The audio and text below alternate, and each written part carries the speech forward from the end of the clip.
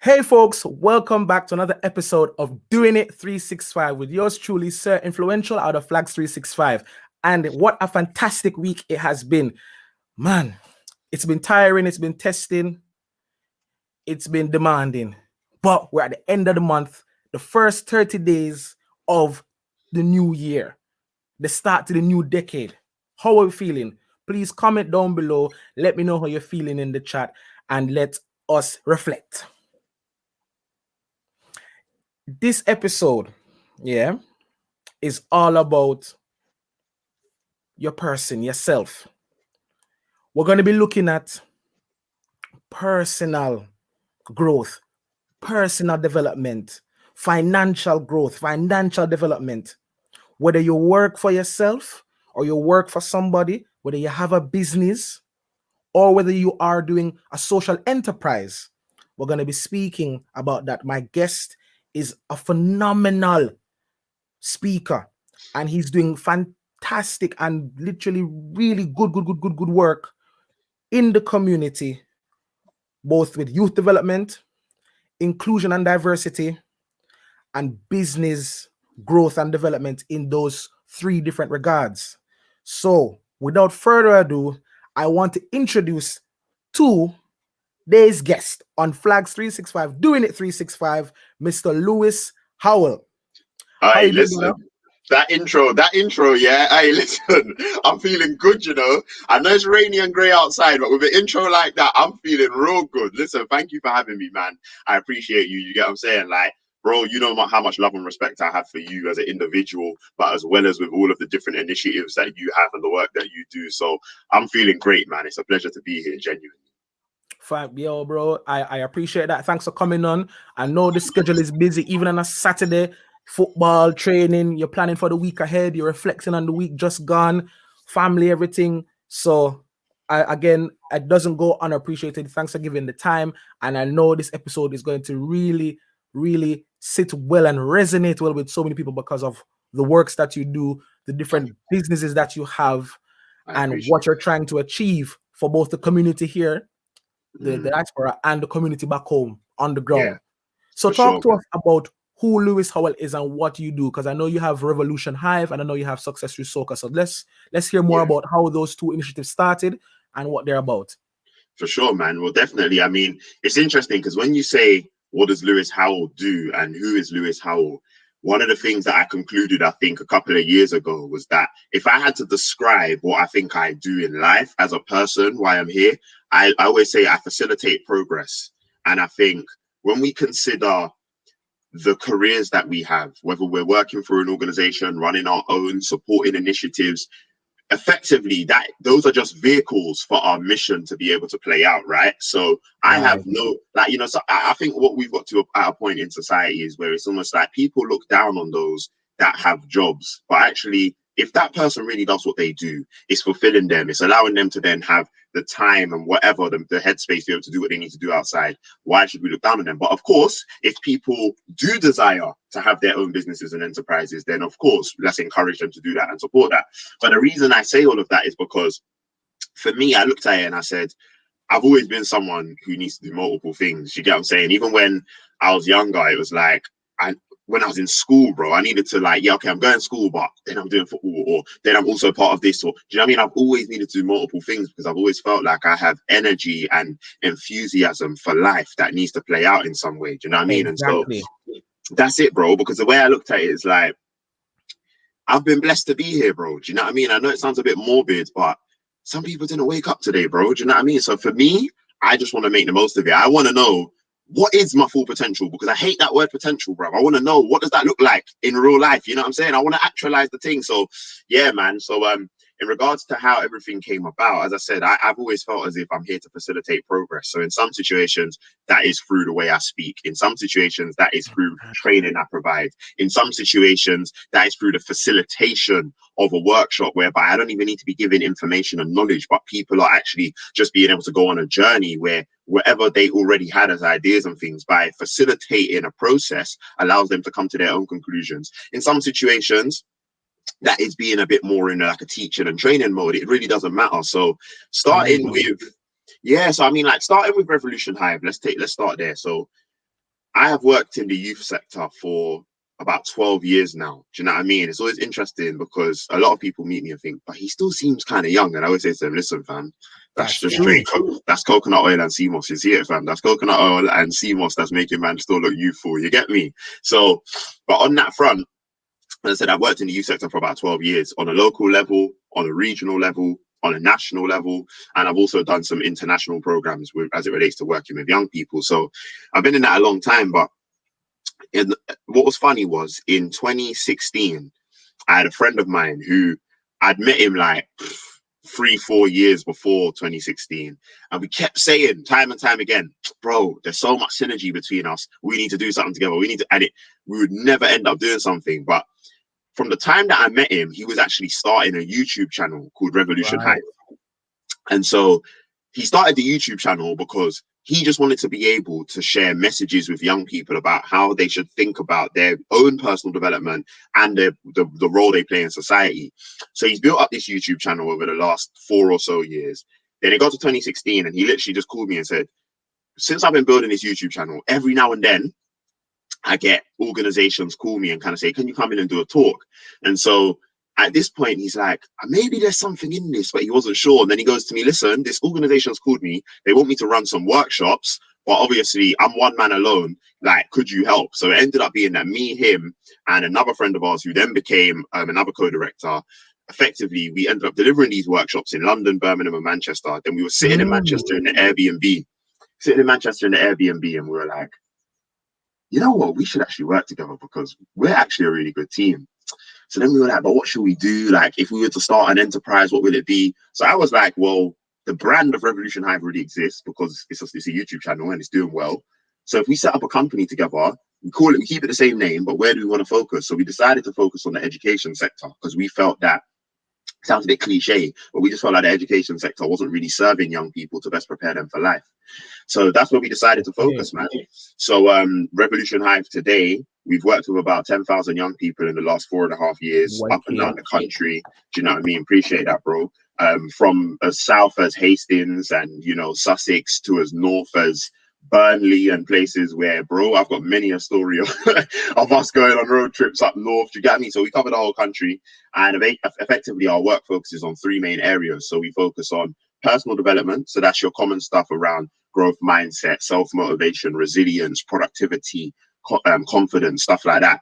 Then the second area is social responsibility, because when do we ever get taught to understand how politics and democracy works, or, you know, how the mainstream media influences us? Because the mainstream media will mash up your head if you're not careful, you know. Or even like gender stereotypes. We need to try and prevent toxic masculinity, bro. Do you get what I'm saying? Or we need to raise the self-esteem in young women. So we do stuff around that, or how to manage money, whatever. And then the third area is global citizenship.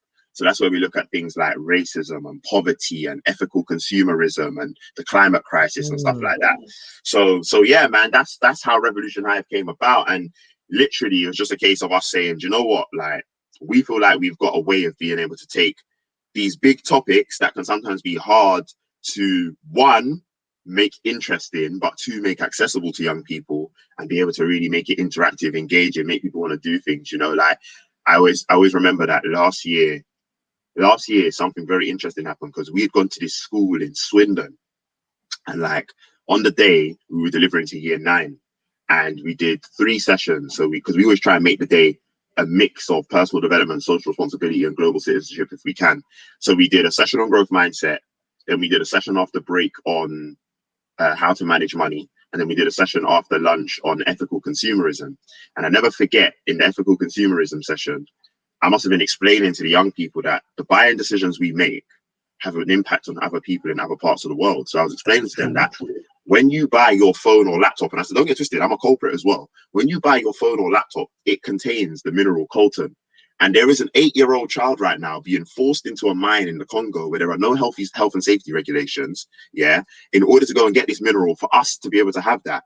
They might not make it out that mine, but we don't think about that when we make buying decisions. So she was like, right, so what, sir? We're murderers then? And I was like, well, it depends how you want to receive it. I was like, it depends how you want to receive it, but we just have to consider there are impacts to the decisions that we make. Literally, I didn't think too much of it. I thought, okay, good day. Pandemic hits. So now bear in mind, that's summer of 2019. That's July 2019. May of 2020, we get a message on our Instagram saying, yo, I don't know if you remember me. I was from Lawn Manor School in Swindon. You came to my school last year. She said, I'll be real with you. I didn't care about school. I didn't really care about anything in life up until that day. She said, since that day, the way I'm taking school seriously, the way I've been thinking about my future, all of that, I just thought to myself, like, no one can't tell me that young people don't have their aspirations raised when they start to understand what's going on around them. Do you get what I'm saying? So it's deep, man. Do you get what I'm saying? It's honestly deep. And things like that is why I say all the time that, like, I would do this work for free, bro. Do you get what I'm saying? It's nice to know that we've built a business out of it, but honestly, I would do this work for free, bro. When you get messages like that, you think to yourself, what more could I offer? That's it, man. Do you get what I'm saying? So yeah, it's beautiful to see, bro. Honestly, it's beautiful to see. And I think, me and you have had many conversations about this, because I know you've worked in education and done stuff with young people and stuff like that. And obviously, I know this will transition us to Success Through Soca momentarily, but even like, think about when we did those webinars last year for the teachers, bro. Like, we don't know it, but us delivering to those approximately 30 to 50 teachers part of those webinars, we don't know how many young people that's now impacted. But we did that out of the love of our heart, just saying, let's do it. Then remember, off the back of that, we then had a corporate company pay us to be able to do more webinars, but for corporates and for local charities. Again, we don't know how many people that's impacted though. So we have to take pride in the work we're doing, bro, because honestly, there is a ripple effect to us showing up, you know what I mean? And I think when we talk about the personal growth, you were talking about the personal development, when we start to see ourselves as valuable, like someone's watching this live right now and we're probing their thinking. Someone's watching this on the repeat right now, we're probing their thinking. You doing this every week with a different person, someone's taking away something new. We're all growing every week. And that's why I commend you and the team for even creating this platform, because that's what you're doing, bro. You're serving our community. You don't know how far this is going to reach and how many seeds this is going to plant and how it's going to nurture and cultivate and manifest. But it's amazing. Do you get what I'm saying? So it's big work, man. Honestly, it's big work. It's big work. And something like Revolution Hive, it's not as simple as it sounds, because basically it sounds like you're building on from what we used to call, I don't know if it's still called the same thing now in the schools, personal social health education. You're literally building on that, but making it more relatable, more bite-sized, easy to digest, straight in. And because it's coming from a relatable source and a place and a person that's speaking the language that you can understand, it's not textbook language, it's everyday understandable language, as if to say it was a big brother or an uncle or a family friend that's coming to you and imparting on you this knowledge of guidance and of sensibility. And it's definitely something to commend you and your business partners about, because it's not easy to just venture into something and then to venture into education where, for the most part, you don't know for sure if you're going to be truly rewarded. Because sometimes you can come to an organization, you can go to a school or a place and deliver a workshop and you're not well received, and that can be very daunting and drop your morale. Have you ever experienced any moments where you thought, you know what, we've come with an amazing set of projects to deliver and we've just not been well received? And how do you combat that? Yeah, for sure, man. That's a very good point, because I can take you to before we even started. At the point when we were building on the idea, we would always get told, but the school's got no money, like there's no money in this sector, there's da-da-da-da-da. And I always used to say to myself, but I'm pretty sure there are some organizations that are 7-figure businesses serving the education sector. There is a way. You just have to understand how to make yourself undeniable and irreplaceable. That's what you've got to do. You've got to make it a thing where, how do the schools see you as? We can't go a year without working with them. We have to find a way to work with them. Because the fact of the matter is, a school is a public organization, right? So it's funded by taxpayers' money more often than not. Obviously, now with the academy approach, you also have the ability for funds from, let's say, other commercial entities in the corporate world to flow into the education sector. I understand that. But the fact of the matter is, if a school really needs something, more often than not, they can find a way. Do you know what I mean? Like, I always make the joke that I've been to a school before, and I was sitting in front of the principal and the vice principal telling them about a program we wanted to deliver. And I said to them straight, it's going to cost a couple of grand or whatever. And they were like, but funds are tight. And I just had to be honest. By this point, I was a bit more bossy in life. I was like, but not being rude. If the fire alarm system broke tomorrow, would you have the money to fix it? They were like, yeah. I was like, so do you care about your students as much as the fire alarm system? I think you should. Do you know what I mean? Like, they're both the same thing. You're still dealing with a life and a life. You know what I'm saying? As far as I'm concerned, you're dealing with a life and a life. So it's the same thing. But in terms of that, yeah, we've been set back many a time. You know, I always say that I worked in the youth sector prior to starting Revolution Hive, but not in the education sector.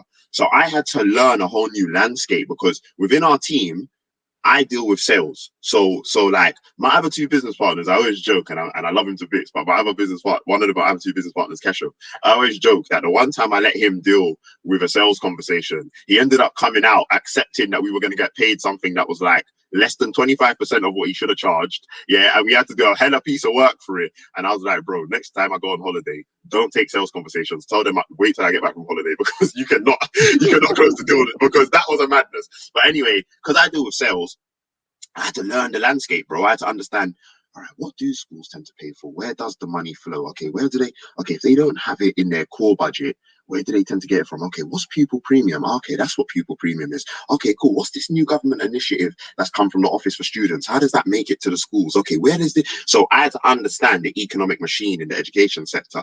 Okay, so if they don't have it here, can they go to the local authority and request it if they need to? Okay, cool. What grant programs do schools tap into when they need certain things? And what? So I had to learn all of that, so that when I had certain conversations, I could then basically tell them, this is where you're going to get the money from. This is where you're going to get the budget to pay us for this service. Do you know what I mean? And I've now been able to do that. The same school where I said the thing about the fire alarm, I got to a point where I understood they were a member of a particular school membership organization that has about 2,000 schools in its membership.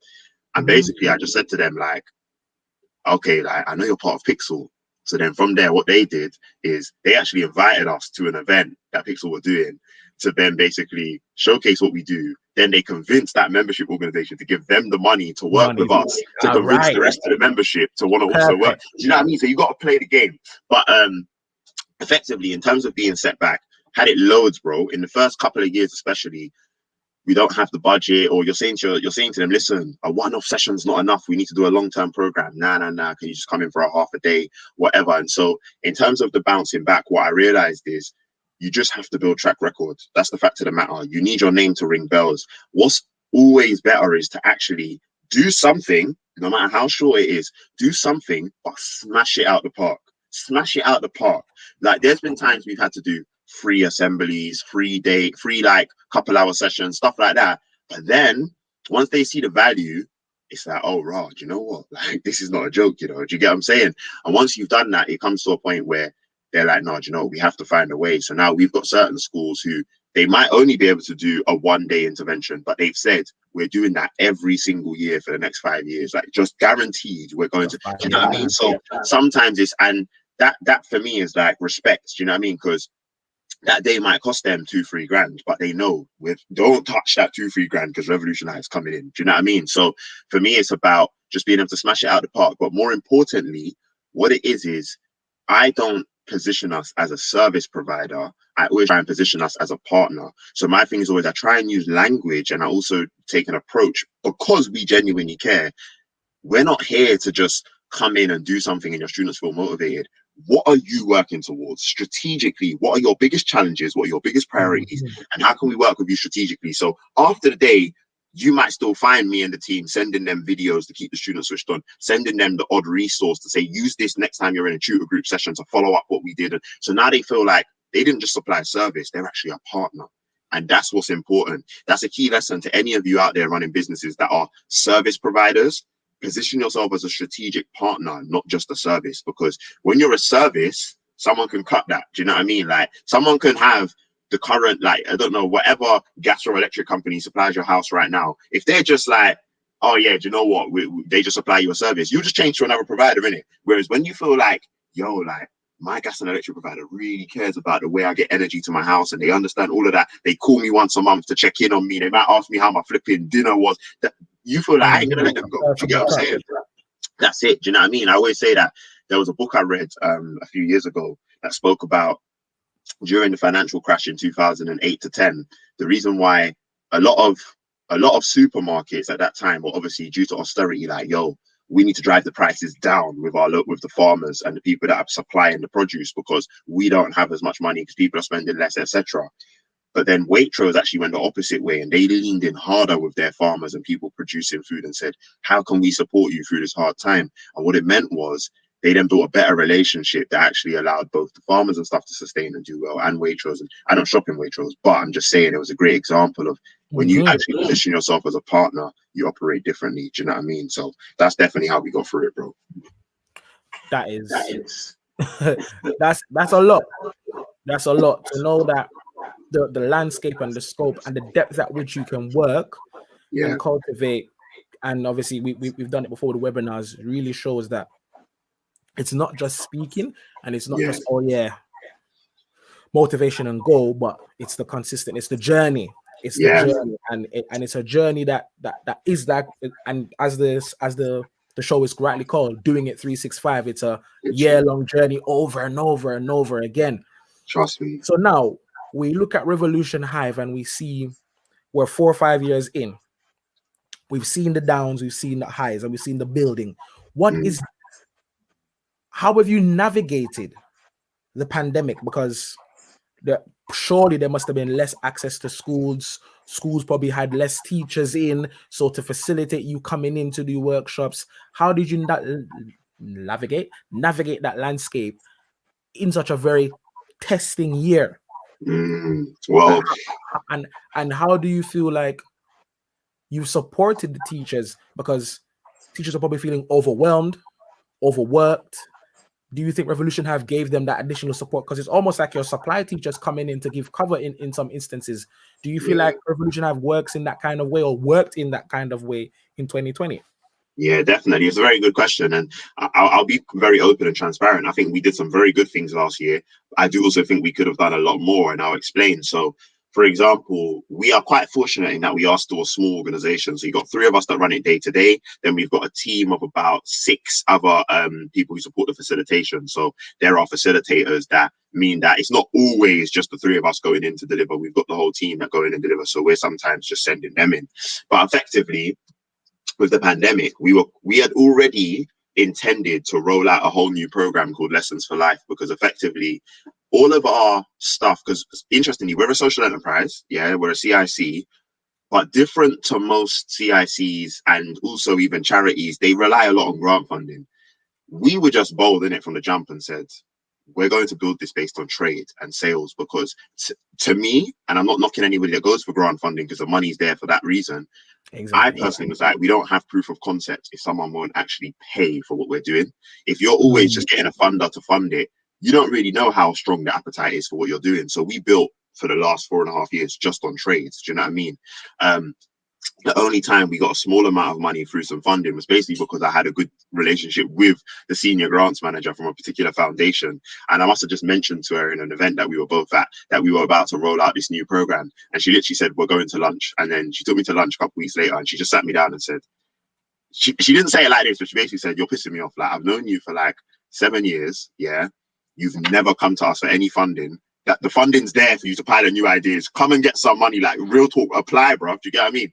So anyway, that was the first time we ever got a small amount of money to pilot a new program. But I bring it up because that program, we were actually going to roll it out in 2020, and then the pandemic hit. But the approach was going to be, we were going to roll out the in-person approach to that program. Then we were going to add a digital element to it as an online academy, and then we were going to have a blended program going forwards. But the reason for that is because whereas we have built based on trade, schools select from us what things they must do, which means, if I'm being 100% honest, we've delivered a lot more personal development than we have social responsibility and global citizenship. Because as you can imagine, if a school looks at our menu of stuff and they see growth mindset, self-motivation, productivity, their mind goes to, and we even do revision techniques, their mind goes to exams. Okay, this is going to help. Whereas we're on a vibe of, I hear that, but they also need to know about why racism exists and poverty.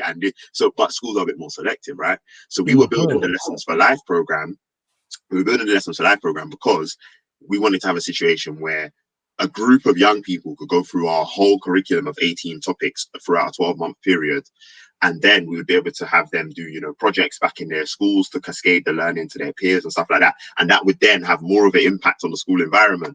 But But then we were like, all right, cool, we're going to roll this out. I even got some like corporate companies that I've got relationships with to start helping to sponsor things, all of that. Pandemic hits, we were like, all right, flip it on his head. Digital first, and then we'll go to the in-person when we're allowed to.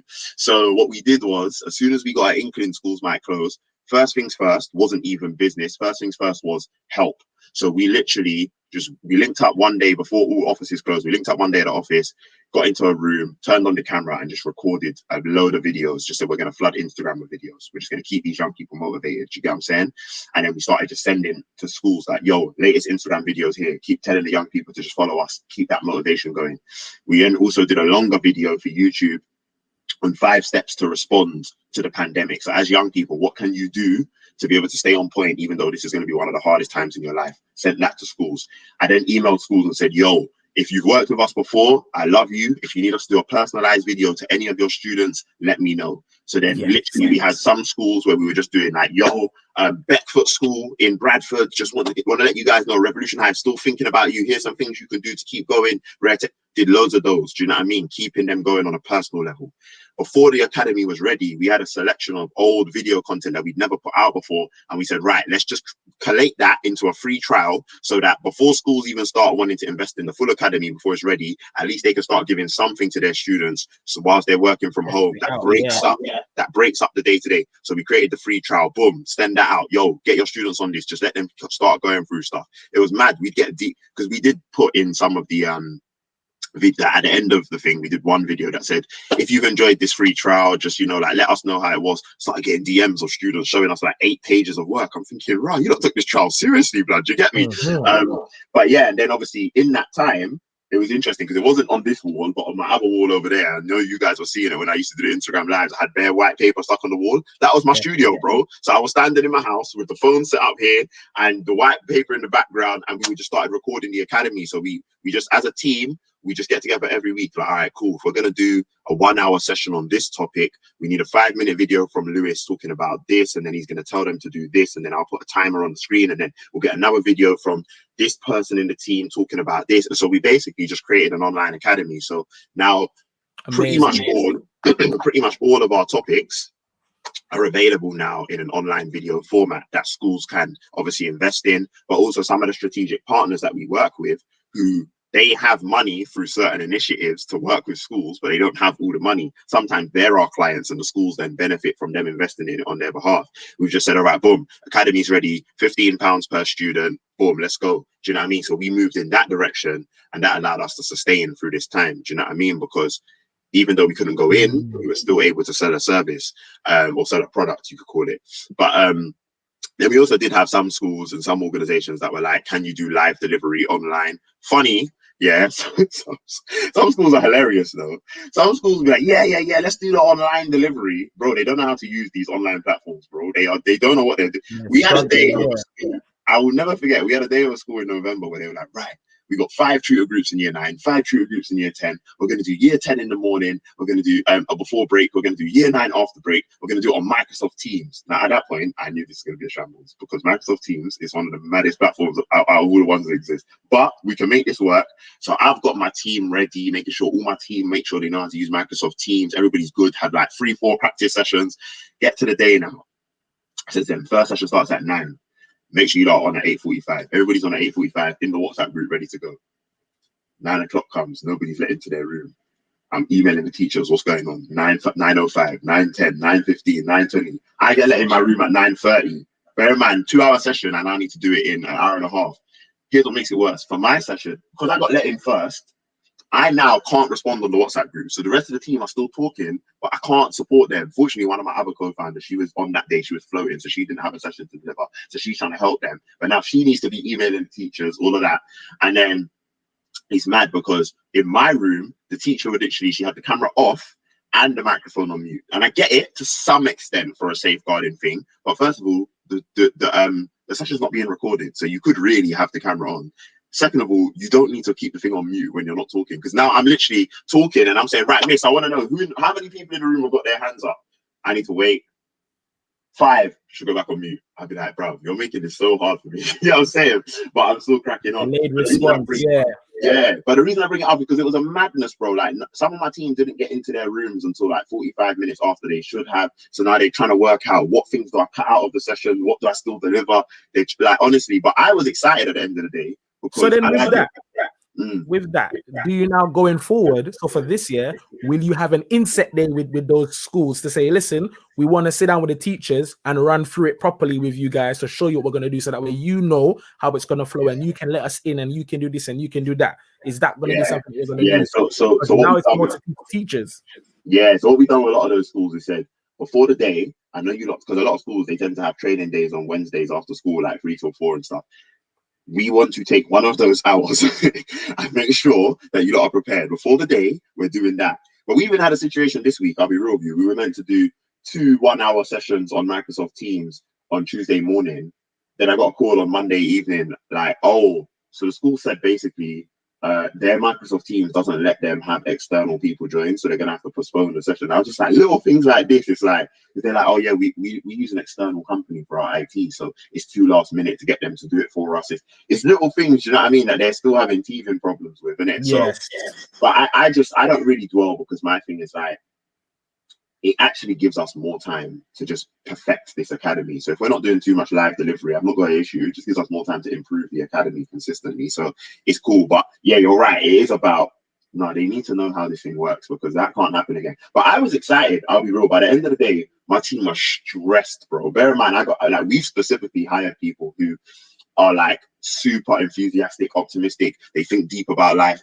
Literally, when we had the debrief at the end of the day, they all came on the debrief stressed, looking like they've just been in a fight. And I was just smiling. I was smiling. They were like, why are you smiling? I was like, because you struggled today. I was like, this is so good. Because when you struggle, that's when you make progress. So I was like, now you lot are going to realize there's another level. You lot all thought you were sick facilitators, innit? You lot all thought you were dope. Now you're going to realize there's another level. Now you're going to realize today you struggled.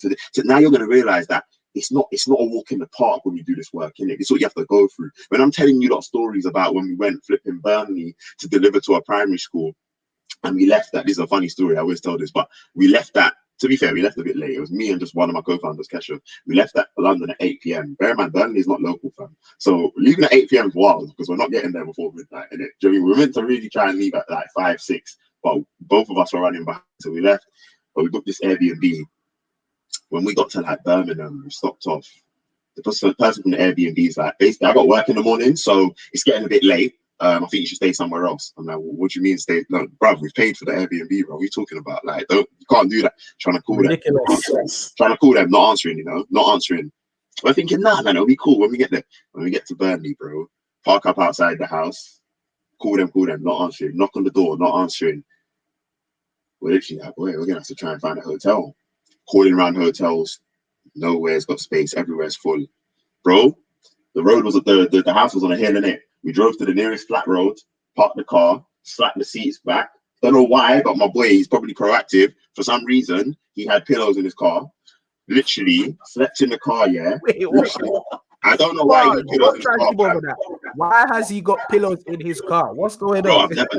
To this day, I don't understand why he was prepared for this situation. Do you get what I'm saying? He had pillows in his car, bro, in the boot, yeah. So we slept in the car, woke up, bought a day pass for the gym, yeah. So we've gone to Pure Gym, bought a day pass, showered, left the gym, and then gone to the school and ran the session like everything was calm. They don't know. And then bear in mind, this was a day where it was the first time we're working with that school, but we said, let's do this day, then look to do a 4-month program from September. This is in like June of 2017. And we wanted to do a 4-month program from that September. So now we're having this strategic meeting at the end of the day for an hour and a half. I'm not lying to you. I am struggling to stay awake in this meeting. Like, I'm literally there like, yeah. So we'll do project-based learning. I was not shocked, bro. Literally, we left the school, drove about half an hour, stopped at a service station. Bruv, I put my head on the table inside the service station, and I slumped, bruv. I was like, I'm done. As I looked at my brethren, I said, we can take turns driving because there's no way you've got energy. But he backed one dread coffee and then managed to make it. But I was like, bro, no one will ever understand what we've done for this cause, fam. Do you get what I'm saying? Who's sleeping in cars? And do you get what I'm saying? Like, we make this thing work, innit? Passion, so yeah, effort, man, energy, and that's something that the viewers, people watching this live, people watching it back, can really take and understand and listen, that this is what your personal development requires. This is what your growth requires. This is what, it's so many gems and keys that you can take from this, because both as a parent, so for the parents listening, because they're currently homeschooling right now, and they're hearing and they're seeing for themselves now the level of commitment and patience and time and technique and diligence it requires to teach your child. Because this is your child learning in your house, in the environment that where, for the most part, they learn in a very casual, laid back, easy way. Or they can avoid learning by just throwing a tantrum or going and playing games. And then you facilitate that by saying, you know what, I got bigger fish to fry, and I'm going to just leave you to play games and do what you're doing while I sort what I'm sorting out, or I have my rest time. But now, because you have to do the homeschooling, parents are really getting a better appreciation of what it means to really teach. And you really see that, maybe what the reports are saying about your child is true. And probably this is why, because they're not catching on, or probably it's too easy, or probably how the teacher's doing it. So it's a phenomenal thing. And then also for the teachers that are watching, you're getting to see, hold on, this is another approach. This is probably an organization I can reach out to. And you can reach out to Revolution Hive and Louis. The Instagrams will be in the description box below. So please make sure you do check it out. And don't forget to subscribe and like and comment. This is Doing It 365 with Sir Influential out of Flags 365. And I'm with the fantastic, superb Mr. Louis Howell from Revolution Hive and Success Through Soca. So another question I want to ask you quickly as well. Homeschooling. Is Revolution Hive able to assist parents with the homeschooling? Because surely if the teachers are struggling to get into the teams, I know the parents are having their own struggles because they're juggling working from home, and they have a child or children that need homeschooling. And how we learn schooling is different to how the children are learning and absorbing the teachings and the schooling now. So do you think another way that the business can help and facilitate and support personal development, social responsibility, global citizenship is probably tapping into the schools and saying which parents are struggling right now, we can give support to them for free or for a very, very, very, very, very flat rate? No way. Is that something that you've looked into or considered or are already in the plans of doing? Yeah, so there's two ways of answering that question. So one is yes, in terms of even the online academy. So for example, that £15 per student, a parent could buy into that off their own back. Now, I'm hoping £15 is affordable. Do you get what I'm saying? For a program that's 5 modules and each module has 4 lessons. And I mean, I'm not trying to sound cocky in any way, but I'd like to think we're quite engaging in terms of the way we deliver and stuff like that. That is something that we always say, just dedicate 2 hours a week to it. So if you try to do 2 hours a week, you're going to get through a module. So you're going to get through a module in a 2-week period, which means if you did that in that rate, it'd mean your child's got 10 weeks. And if you took a break here and there, 10 to 12 weeks worth of content that they're going through that's different to what they're getting from school, focused on their development, focused on how they understand the world, stuff like that. I must be honest, now some people might feel that their children are quite advanced, but we've targeted that particular academy at really the sort of like 14 plus age group. There are some young people obviously that are very switched on and who as young as 12 have gone through it and thought, no, actually this is like, do you know what I mean? But I say comfortably more the 14 plus age group, just based on the topics we're covering, the language we're using, the things that we might be referencing in terms of how they might have understood certain things in life. It's probably for that. So yeah, they can still opt into the academy. Obviously, they can go to our website, www.revolutionhive.com. But also, just email me, lewis@revolutionhive.com. What we are seeking to do, because the £15 is for just like, you want access to the academy.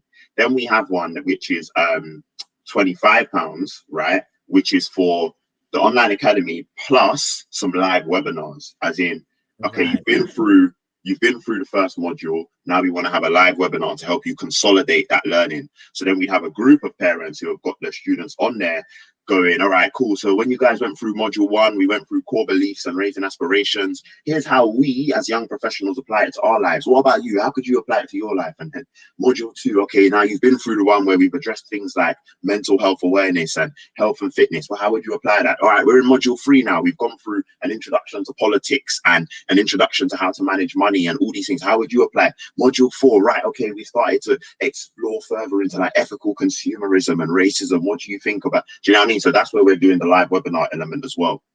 So the academy is one way that we've said it doesn't just have to be that only schools can access it. If an individual wants to do so, they can do that. But people can email me with any questions or things that they'd like for us to do. We're very agile. If there's something we're not doing that you think we could be doing, and I'll be real, as much as we are a business, we do still do a lot of things just out of in kind because we're like that. But email me, Louis@revolutionhive.com. Yeah, man. Do you get what I'm saying? Like Louis@revolutionhive.com. Just email me. And then the other way is there are a couple of organizations that, as I said, we've got strategic partnerships with, whereby they actually had done more with parents last year because of the pandemic. So we did a lot of work between June and October of last year. One organization in particular that I must commend, Aim Higher London. So they operate out of Kingston University, but basically they cover different parts of London, working with schools that predominantly have students from disadvantaged backgrounds to support those students to raise their aspirations. So we at first did a lot of work with them, with the students. But then I got introduced to their parental engagement officer, which I must commend them, because a lot of organizations that do the work they do in other parts of the country don't have a parental engagement officer. So shout out to Kirsty from Aim Higher, because she takes her job so seriously that she thinks deeply about what do the parents need right now? Do you get what I'm saying? Like, she'll look at it on the vibe of, okay, if you're going to do growth mindset with the students, they need to also have growth mindset, because you can't have a student developing a growth mindset at school and then coming home and their parents got a fixed mindset. So she'll proper think about this thing. So we did a lot of work with parents last year through Aim Higher as well, where they, putting on sessions. And we did, for example, a couple of them that was about transforming your perspective. So we call it surviving to thriving, but transforming your perspective about how to thrive in lockdown. Okay, you're working from home, or you may even have been furloughed, or you may have even lost your job. It's an unfortunate time, but your children still got school. How do we thrive in this environment? We did some for parents of children who were transitioning from year 6 to year 7, because that's a hard way to transition to secondary school in a pandemic, bro. Like you didn't get to have your leavers assembly, you didn't get to have your end of year production, you didn't get to have your induction. None of that. If you're in year 6, you know what I'm saying? So we did a session specifically for them. And then we did some stuff with parents specifically we did one on growth mindset in September, and then we did a couple in October that were around helping parents to see different career opportunities for their students. You know what I mean? So we specifically kind of focused that session more around opportunities in STEAM, so science, technology, engineering, arts, and maths. So we've been doing a lot with parents from that standpoint. You know what I mean? But even away from Revolution Hive, obviously I volunteer with the 100 Black Men of London, right? Do you know what I mean? And so the 100, great I must say, organization. I haven't even been as active as most other members during the pandemic. I'll be real, because I've been so busy. But the one thing I commend the 100 for is the 100 stayed strong throughout, bro. Like all the time, from the normal mentoring program that we run completely free, because all of our work's free in it. So from the mentoring program to the way in which they've been having more talks about homeschooling and education, to just all sorts. Do you know what I mean? So parents, especially from the Black community, tap into the 100, bro. Like honestly, we like we're non-stop. Do you get what I'm saying? So between Revolution Hive and the 100, a lot's being done to support parents throughout this time. Do you know what I'm saying? So yeah, man. Listen, let me give you the flowers from now, because Appreciate honestly, it's not easy. It's not, man. It's not easy to do what you do and to do it in so many different capacities. It takes a lot, and it takes love. And it takes true love. And I want to take this time to big up one of the sponsors for the show. Come on. This merch, this t-shirt says lovable with the black raised fist in the middle. It's sponsored by Caribbean Merch. So shout out Caribbean Merch for sponsoring. We one of the sponsors for this episode. It's all about being lovable, loving what you do, loving of self, loving of wanting to see your people progress. We want to see our Black people, our young people, our current young adults and entrepreneurs, and our older generation progress and sustain and elevate. So it's important to have this sense of love and love what we do. 100%. Can I say something quickly? And I think this is going to help us to transition into Success Through Soca in a second. But big up to Jazz, yeah, who's one of the founders of Carib Merch and does amazing work, full stop. Because most people, I hope they're aware, but Jazz also runs something called Caribbean First, yeah. Yes. And I'm gonna reveal something that me and Jazz haven't spoken about revealing, but I don't care. I'm gonna talk about it in a second. But first of all, make sure you're also exclusive. And I'm only doing it for you, bro. I'm only doing it for you, but I'll be real. There's been a lot of times I've been thinking, when should I reveal this? But because we're here and I'm enjoying this, I'm gonna reveal it. But big up Jazz, because not only does she run Carib Merch amazing, I put her under some pressure around the Christmas period when I was getting gifts for people for that Kwanzaa Christmas kind of time. I hollered her, like, literally, I think on the the 22nd, I was like, yeah, so what? Like, basically, I got an order. I need like 3 hoodies, 7 t-shirts, enough things. And Jazz, No. I'll be real, she bent over backwards for me and she made it happen all within 2 days. I respect it. It's love. She was like, all right, cool. So I can get it to you. I said, no, for the work you've done, I will drive to you. I will come and collect it. Do you get what I'm saying?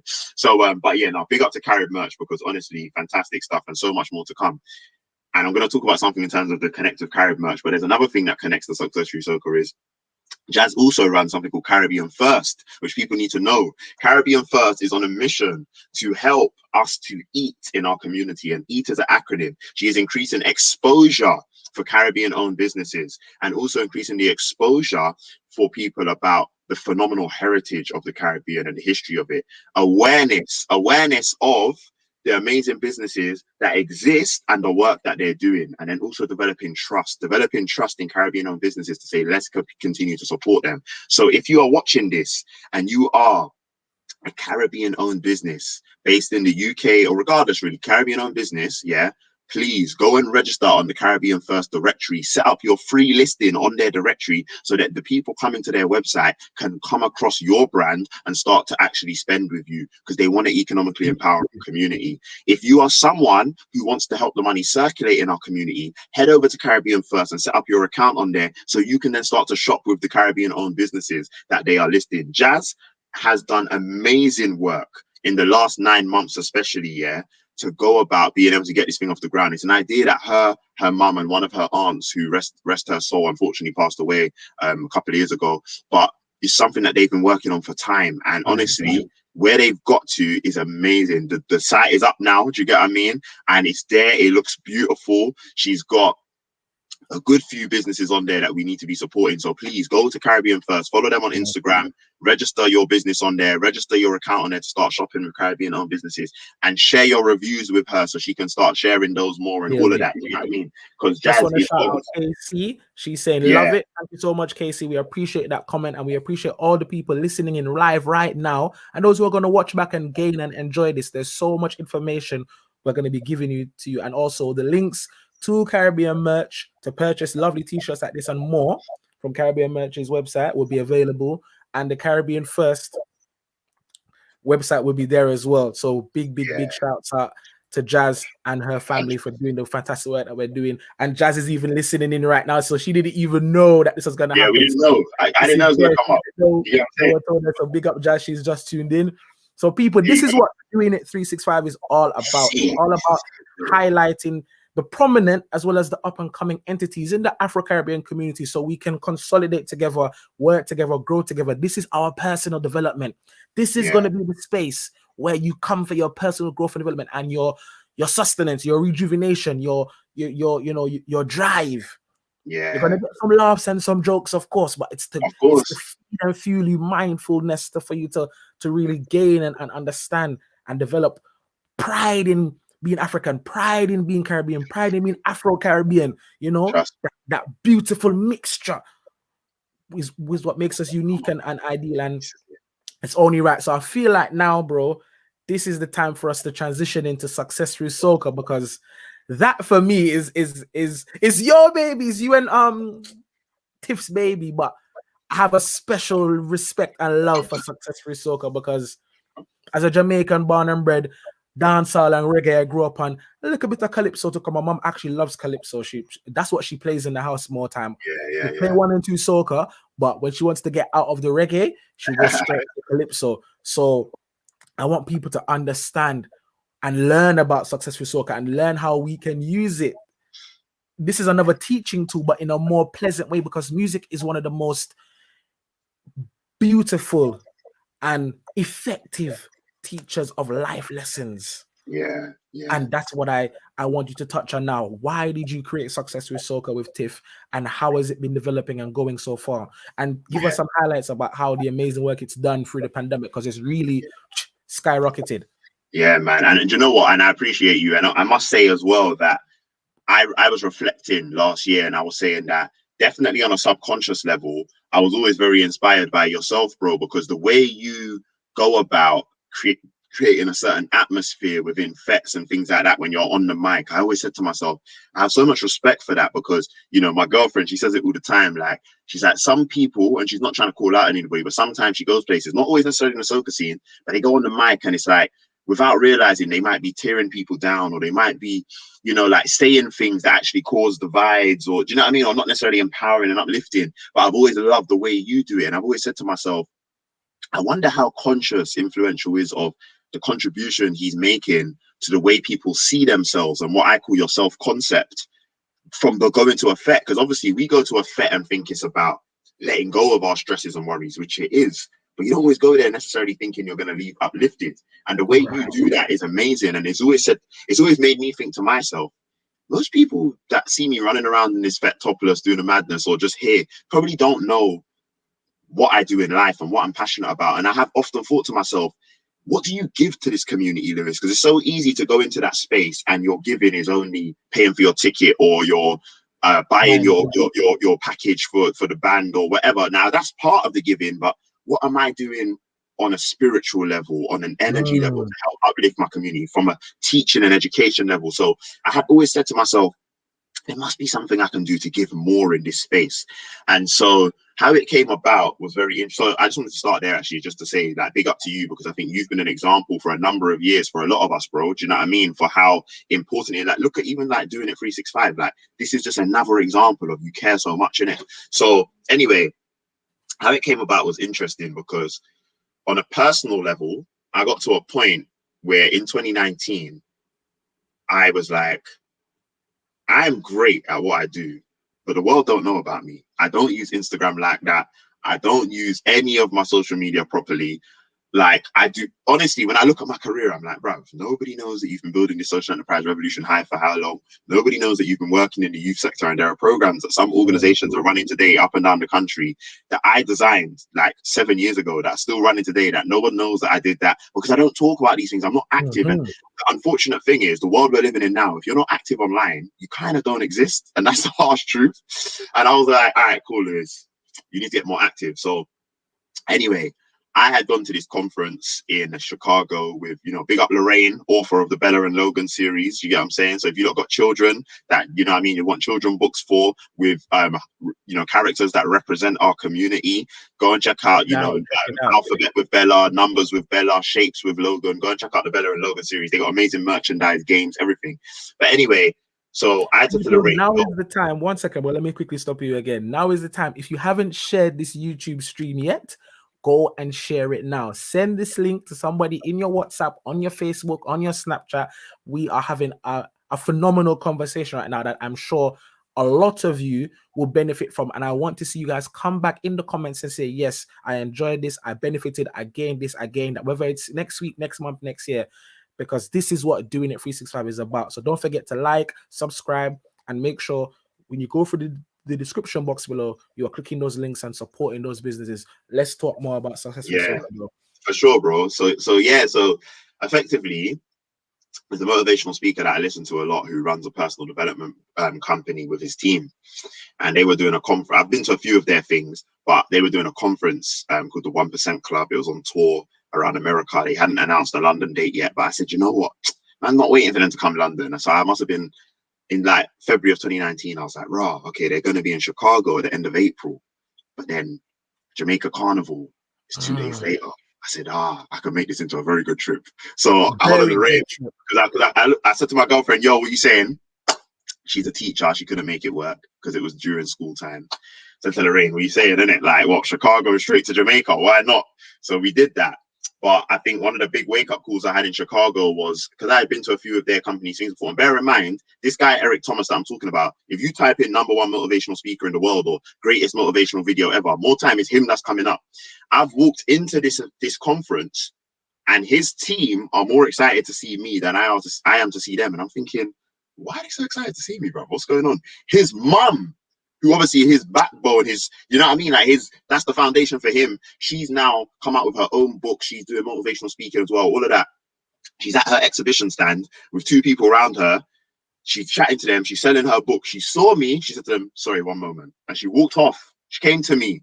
She gave me a big hug. Oh my God, Lewis, what are you doing here? I'm like, right, what's going on? Like, Why are they so? So Mm. at that moment, I remember something said to me, "You don't know who you are in the world, Lewis. You don't. You No, haven't no, embraced you it. don't know. Ah, You don't listen. know who you are in the world." I said, "That's it. That for me was a wake up call.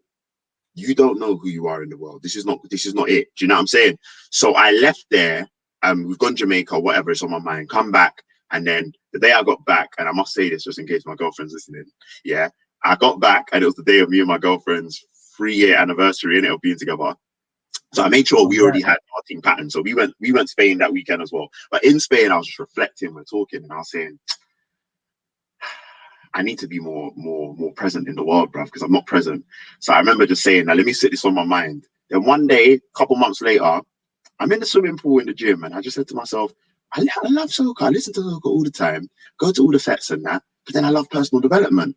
What if I tried to find personal development messages in soca songs just for banter? I was like, why not? So this is on the Friday. When I went to the gym that Monday, on the way there in the car, I recorded 2 or 3 videos of 1-minute videos where the first one was square one, turn it around. So, not, it's the plumber I come to fix the sink. Whoa, do you get what I'm saying? And it's like, hold it down and turn it around. So I was like, right. I was like, what if that was a message saying that in life, when you go somewhere, you need to announce yourself? That plumber, he told you exactly what he's here to do. How often do we go places and let people know, this is what I'm here to do? These are my intentions. Here's how I can help you. Do we do that enough? Then I thought to myself, but in life, we go through hard times. But do we hold it down? Do we turn it around? Do you get what I'm saying? Then I was like, plus later in the tune, it says, why the water running? So I said, okay, if we hold it down and we turn it around, maybe success is going to flow like water. Do you get what I mean? So when I released that, I think people thought I was joking. But they didn't know 2 days later, I'm then dropping a next one on Marshall Montana, Mr. Fett. 2 days later, I'm dropping one on Destra. Call My Name, I think it was. Then I just started doing it consistently. That started to get a lot of love, but I'm just doing it on my personal Instagram at this time. So people are appreciating it, and I appreciated that. Do you get what I'm saying? So it's growing now in terms of like people seeing what we're doing, sharing it, whatever. Then I remember it got to like near the end. This was September 2019 was the first time that I started posting. Got to near the end of the year, and I was saying this needs to become its own something. I don't know what it's going to be yet, but it needs to become its own something, its own brand. So I said at the very minimum, we need to set up a new Instagram page. So we did that, started posting, diversified the content a little bit. So started doing this thing, Team with Ride, where we basically go on a drive. I need to do one with you one day, but we go on a drive. Soca's playing, and then we might just turn down the tune and be like, what does this remind you of? So we did like somewhere we might say, oh, you know what? When I hear what was it? It was a curling tune. It's not come to my mind what tune it was again, but it was like, this tune just reminds me of when you're young and grandma's cooking, and do you know what I mean? Just having conversations like that. Then the pandemic hit, because we started doing that kind of content in February. The pandemic hit, and I was like, right, everyone's at home, people need respite. So we started doing the Message in the Music Challenge live. So now, instead of it just being me doing pre-recorded videos, I was like, right, let's do it where I go up against somebody and we do it together. And so people can request a tune in the comments. We'll play the tune. We'll find a message. I did it with you. People loved it. I did it with others. People loved it. So we started doing. I was doing that 2-3 times a week. Do you know what I mean? And like we were just going mad throughout the quarantine. Then obviously it got to July, and that's where commend Tiffany for when she was a part of it. Is she said, let's do a clash. Let's actually see what was going on with verses. And she was like, we don't have that in our team. So commend her, because she then managed to pull together a clash where we had a phenomenal event. You know what I mean? Wicked. Thank you to you for hosting. Do you get what I'm saying? Thank you to Ams for all of his input, because honestly, you guys made it what it was. But we had an amazing clash. Trini Boy Juicy versus Terradan. Engagement online and in person was amazing. Do you get what I'm saying? And we had amazing other performances that day. Nan-ish, do you get what I'm saying? Batch, Sandiva smashed it. Special surprise from Black Boy. Special guest of Black Boy who came through and did his thing. Do you know what I mean? So that was a big event. And, I appreciate everybody that came out that day, because as I said very openly that day, I was vexed. We were running behind time. For me, personal standards, it was a shambles. I was fuming, bro. We wanted to start at like 3 o'clock. We didn't kick off till 6, 7 o'clock. It was, to me, it was unacceptable. I was fuming, and that's why I took that time at the start to just be honest and say, we're taking full responsibility for this because you lot should not have had to go through this. You shouldn't have had to wait like this. This is poor. I know it's a free thing. I know it's just something that we did off the cuff, but still, you deserve better. But I commend everybody that came and supported because they were very forgiving. They made the day and a fantastic energy. The follow-up after was fun. Do you get what I'm saying? Like, I know there's many requests for more things like that, so we'll see what happens. Do you get what I mean? But yeah, man, so that was a big part of it. And then what also happened kind of simultaneous was when we were doing those messaging and music challenges on Instagram Live, people started making jokes like, so when are you gonna do a course? When are you gonna write a book? When are you gonna this? And I was like, bro, man ain't got time, fam. You know what I'm saying? The time is busy. But then, yeah, what happened was I was like, you know what? We're in a pandemic. If I give myself enough lead time, I might be able to make something work. So I announced in July that in August we were going to do our first ever program. So we ran a program called Landwork. We had 14 people go through the program, which was really good. It was a very intense program. So we literally had 4 sessions a week for 4 weeks in August. And they were 1 hour long each. And each week was dedicated to a certain area of life to which we need to experience growth. So week 1, we dealt with money. So, for example, session 1 was, what's your relationship with money? How do you view money? Like, do you get what I'm saying? Then we looked at, how do you manage money more effectively? Then we looked at, how can you make more money?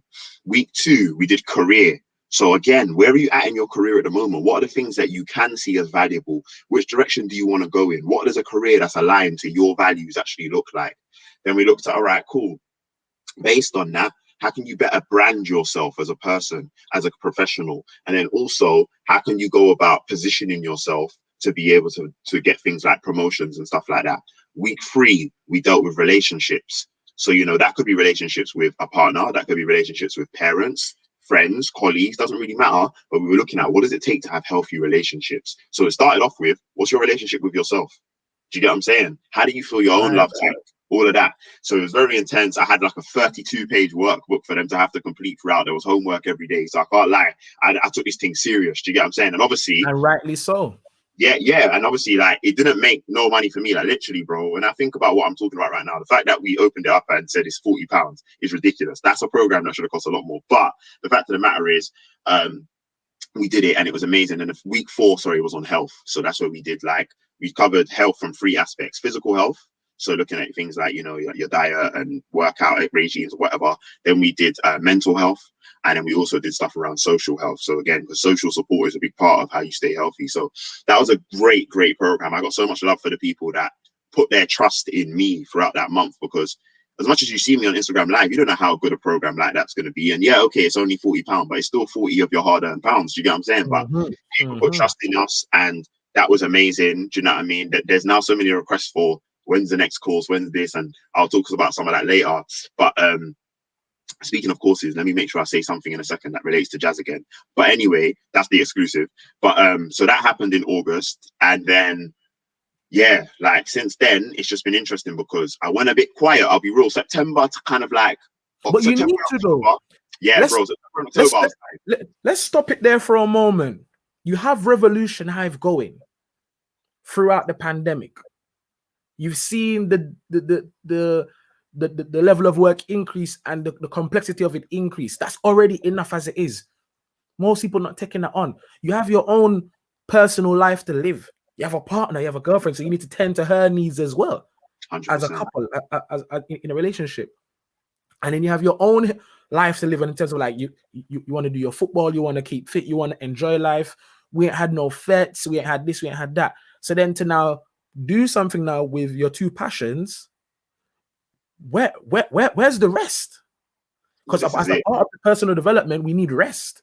100%. So important. So take it, give yourself a pat on the back and say, hold on, I've done a lot, you know. I'm doing a lot. Yes, there's more to be done. Yes, I want to do more. Yes, I'm hungry to give more, but let me rest. But the funny thing is, yeah, and this is what a lot of people don't know because I haven't really built a brand around it yet, but I'm only starting to now, is that Revolution Hive is one of 2 businesses that I run. So I have another thing called 7PK, which is where you mentioned earlier the diversity, equity, and inclusion work that I do. But 7PK is an evolution of what I was being asked to do as an independent consultant for a number of years. And I was like, I'm getting so much more demand for my expertise in designing programs for youth organizations, for social enterprises, for corporates more often now, about how to better engage community, youth and community, and all that kind of stuff. So we design programs, we provide training, we do consultancy for those organizations to improve all of their social mobility initiatives. So I was like, I need to actually build a company. So I set up 7PK as a CIC as well to provide those services, and now I'm starting to build a team. So I just hired my little cousin this week because, well, one, he just needed a job, and two, I'm just at that point of needing to hire. I've got another person I'm hiring as of next month, so that's starting to build itself. And that's the funny thing, is like, we're talking about Revolution Hive, but funnily enough, I actually probably spend more time on 7PK than I do Revolution Hive. But now, because of where Revolution Hive is. Yeah, and that's the funny thing. So 7PK has had massive levels of input, time, and energy from me last year as well, in terms of, bro, the amount of programs I was designing, the amount of programs that I ran, even with that, was mad. You get what I'm saying? And it's like 7PK has now become one of those things where I'm so clear on the strategic partnerships that I have that honestly 2021 is going to be crazy. But with that, that's where the mission is to help people from disadvantaged backgrounds to experience positive social mobility. But what we do within that is there is also some work around, you know, the diversity, equity, and inclusion stuff, which, as you can imagine, we're getting more demand for because of the events of last year with Black Lives Matter. So for example, I'm doing a long-term consultancy project with a primary school right now, where, credit to the head teacher and her SLT, she just came to me and said straight, like, we're doing an anti-racism initiative. We're doing it regardless, but we need a consultant who's an expert in this space to help us to do this very well. So what we're doing with them over the next 8 months is review. We're gathering data and using data to ensure that the whole initiative is data driven. So from things to do with, like, you know, retention and progression of staff from different backgrounds, you know, the way you recruit, to how do staff feel about the school, to, you know, what are the incidences of racism that exist. Then that's one pillar, is the data. Another pillar is training. So I did a training day for them, which had to be on Zoom because of the pandemic, but a whole training day on the introduction to anti-racism. So I need you to know the terms like white supremacy, white fragility. I need you to know terms like gaslighting and microaggressions and all these things. So when I use them going forwards, you get it. Gave them a history lesson on racism in this country. Don't think this racism is just elsewhere, fam. Here's the racism in this country. We did stuff on even just being able to ask awkward questions. You know what I mean? Like some of them might want to know, like, why can't I use the N-word? I want you to be able to talk about that today so we can address it. Then we don't have to have those things on our mind going forwards. Let's address it now, all of that. But the reason I bring it up is because training's another part. So I'm doing some stuff with their governors and senior leadership on what is truly inclusive leadership, because it's all well and good doing it for everybody, but you as leaders, you need to know what truly inclusive leadership looks like. Then I'm doing stuff with them on having courageous conversations and how to prevent racism and all of that. Then another pillar is decolonizing their curriculum. So we're going to do a whole piece on what resources are you using in the classroom with all of your students from reception through to year 6. How are we decolonizing that? How are we making sure it's more diverse, more inclusive, all of that? So the reason I bring that up is because that's another area of work we do. I'm about to do some work with another charity on them developing a whole equality strategy. And then there's another charity who basically asked me to chair a steering group to look at racial injustice across the whole youth sector in this country. Like, how do we tackle that? Do you know what I mean? So, I mean, that, yeah. So anyway, with 7PK, that's happening. So bringing it back to the point though, I needed that rest because I needed to also go, why am I giving Success Through Soca what it is? It can't just be something I do on Instagram. I feel like I've got a commitment to it, but I've also got a group of people who clearly see some sort of value in this. So now I need to give it direction. So I needed that time to think. I need that time to go, you can't do this alone. You need to build a team around you, all of that. As well as that, you need to be more clear on what the mission is. So with regards to that, what took place was, one, I had to put in place a commitment because I needed a reason to want to give this more. So one of the things we committed to is that 50p of every pound spent for any business to consumer stuff we do. So anything where someone invests as an individual into something, 50p of every pound they spend goes into a pot that we're then going to be able to reinvest back home as a collective to think about how do we economically empower our island. So I can honestly say at the moment, it's not a lot, but we've got over £1,000 in that pot already based on. That's a lot. That's a lot. Because remember, the average person don't even have £1,000 in savings. This is it. So we've got, through land work being delivered, through credit to yourself and Sun Divas, through the work we did when the corporate commissioned us to do that work, we were able to put another £800 in that pot just based on the work we did. also one or two other bits has meant that we've now got over £1,000 in there. So that's one thing that's helped me go, right, okay, I see a mission with this now. Like, because I don't need to get paid doing this, but I can develop a way for us to have this collective fund is good. Plus, also, I said when we set up Success Through Soca as a company, I want it to be a cooperative, which means I may have founded it, but I am not the person who has all of the decision-making power. So for those that don't know about cooperatives, go and Google them. There are 7 principles to being a cooperative, such as economic participation, democratic participation, working with other cooperatives, all of that. But effectively, what I'm saying is, in being a cooperative, we're going to develop a membership now. That membership means that every single person who's a member of the organization has just as much decision-making power as I do. So if you guys decide, we are not going to spend this much money on, I don't know, Zoom for the business, that's a collective decision. Or how we go about saying, right, we're going to identify a specific part of Jamaica to go about doing an initiative like this. That's a collective decision. I don't make that. We make that. You guys just have just as much decision-making power. The reason that's important to me is because we don't have enough cooperation in our community from a standpoint of how institutions are run. So I want us to embody that as an example. So that's one thing that since we've cracked on, we were going to roll out very soon. So that happened. And then the reason I was going to say there's an exclusive is because I've been doing some, like, honestly, right now it's all been free because I just wanted to be able to get an example of how it works. But I always knew one day we'd have a business incubator for Success Through Soca. I was like, it's inevitable. I've run incubators before in other businesses or in previous times in my career to help people to get startup businesses off the ground, make them sustainable and help them scale. So I was like, it's a pandemic. Every Friday, Jazz, yeah, I'm watching what you're doing with Caribbean First. I know you've not necessarily run a business before, so I know it's challenging, but Jazz, I've got you. So I've been doing a whole business incubator with Jazz one-to-one for the last 9 months. You get what I'm saying? Most people don't know about it because it's been behind the scenes, but we are going to make Caribbean First a massive success. And then when we roll out the incubator, we're going to be able to go to you. That's the example. Do you get what I'm saying? That's the example of what we've been able to support someone who cared enough about themselves and their own business to achieve. So with the incubator, we've been doing personal development to help Jazz as an individual, but also to help to really shape the business to become what it is.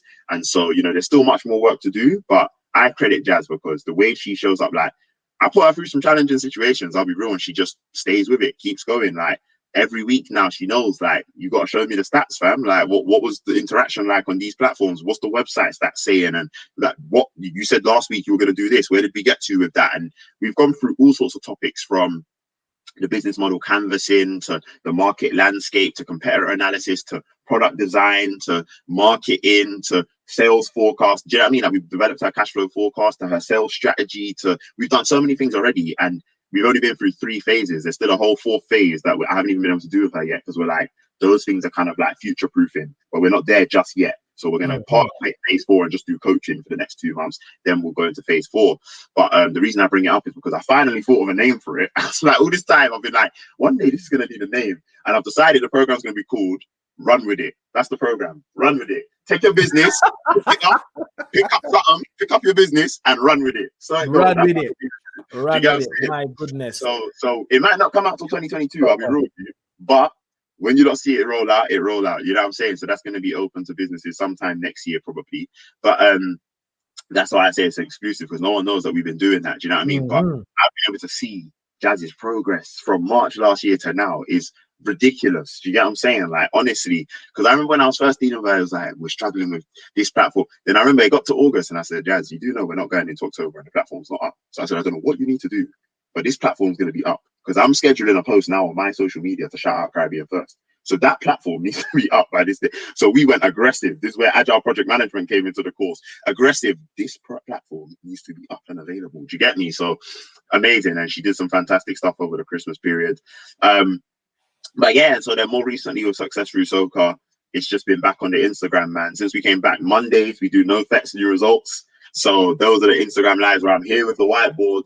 And it is a bit of fun. There's music, but I'll be real, I'm just in training mode on those ones. I'm just on. We did 2 sessions on habit transformation, transforming your habits, 3 sessions on how to find purpose. And then we've done 2 sessions so far on mastering fear. And we're going to do another session on fear this Monday.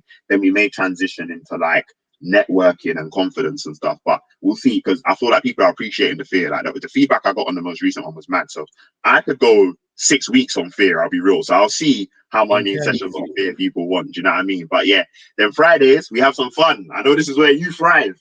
Fridays, we go Saved by Soca. Do you get what I'm saying? Saved by Soca. Yeah. The game show that takes soca from being a lifestyle, turning it into a lifeline. We have situations that you wouldn't want to find yourself in, and we say, which soca artist would you call in this situation and why? And each of our challengers, they have the opportunities to put points on the leaderboard. Sir Influential is currently second on the leaderboard, 3 points behind Trilly Boy Juicy, and I know he's coming for the top spot. I know he's coming for the top spot. Hunger, man. I'm telling you. So yeah, it's exciting times. And the other exclusive is, people are kind of like, when you're gonna have merch, like, we'd love to have the positive messages and that on merch. So what I've done is said, I don't know about none of that, and I'm not an expert. We're going to do a strategic partnership with Carib Merch. So Carib Merch are going to be our merch partner.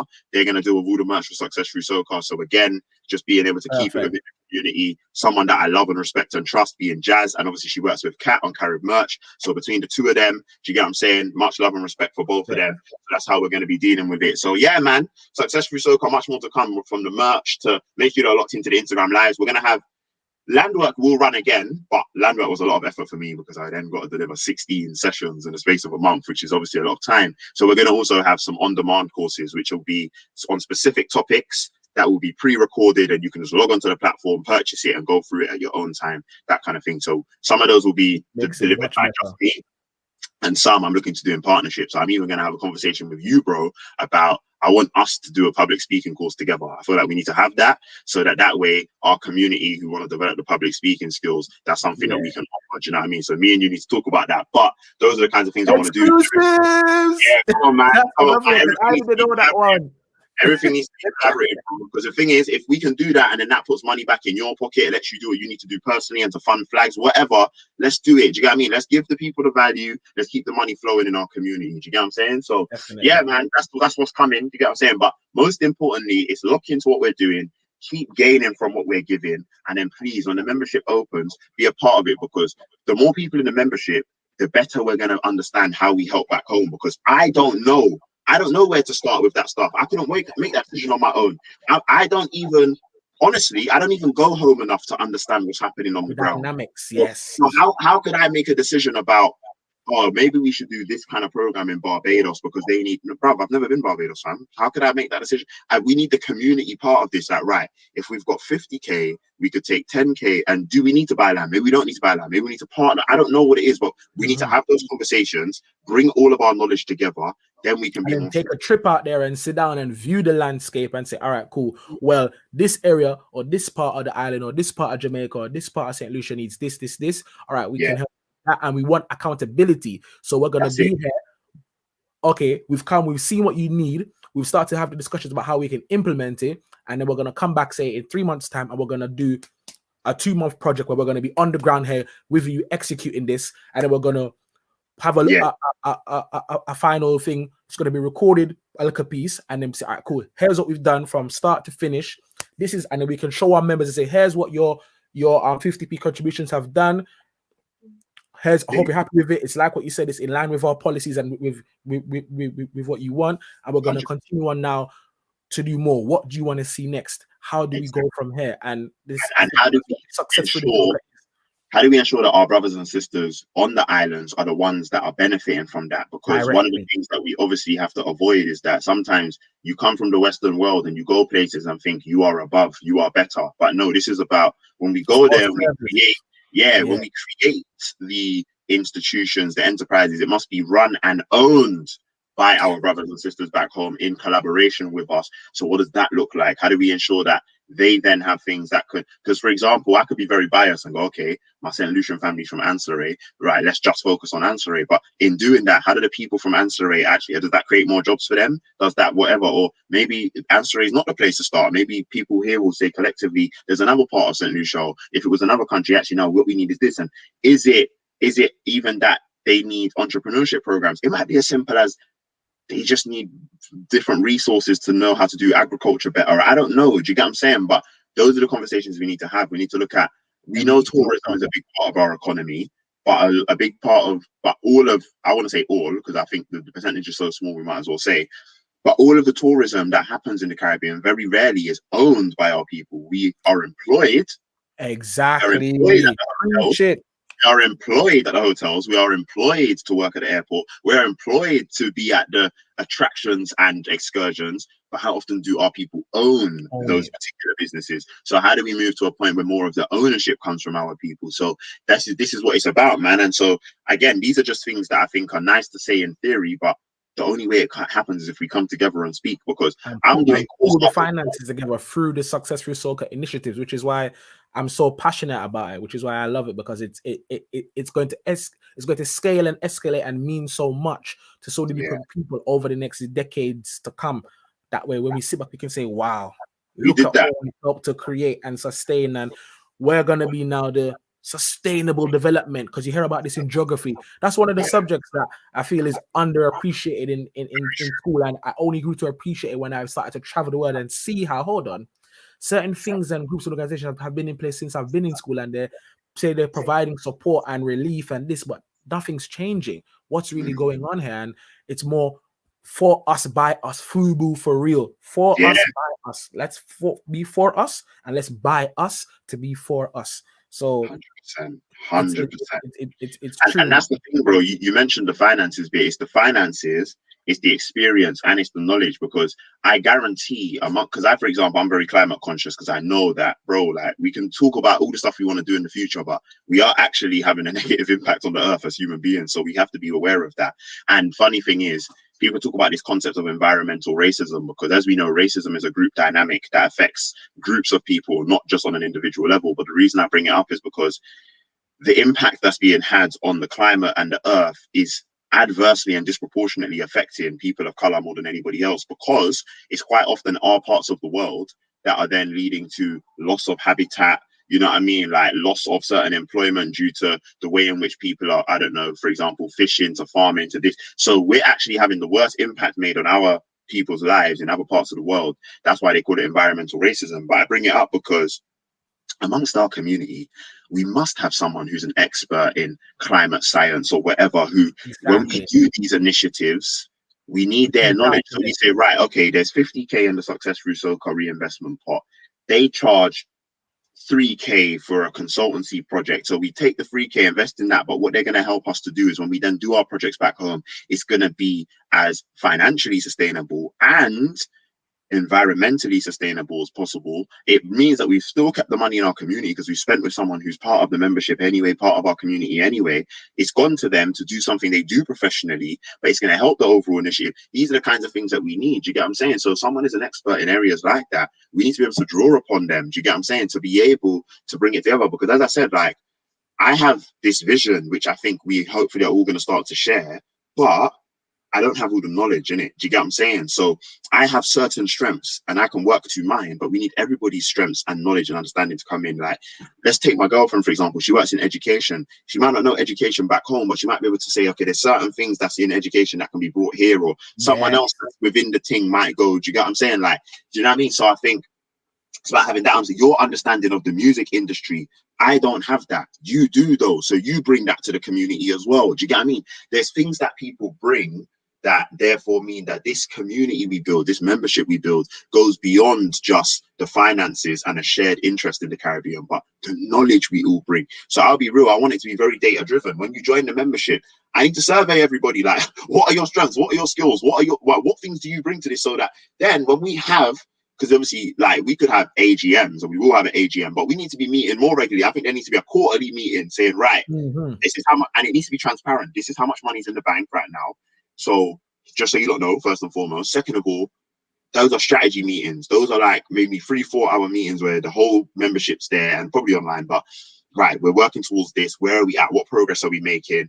Are we moving fast Exactly. enough? Who's working on? Do you know what I mean? So it needs to be proper, bro. That's the thing that's now giving me direction with Success Through Soca. That's the thing that's excited me, man. So I just know without a doubt that membership will be up and running by latest June, if not earlier, and we'll be in the mix, man. Do you get what I'm saying? So yeah, And bro. definitely, and I feel like it's important as well that to immerse ourselves in the digital transparency and do the Zooms, do the Teams, because right now we can start to cultivate. So from June onwards, you could say, all right, cool, we're here. What we're going to reach out to the different organizations in St. Lucia, different people in St. Lucia, in Dominica, in Jamaica, and say, okay, cool, this is who we are, this is what our core values are, this is what we want to achieve. We feel like you can work with us in partnership to achieve this, and we want to sit down and then when the world opens back up now, we can come and have a visit.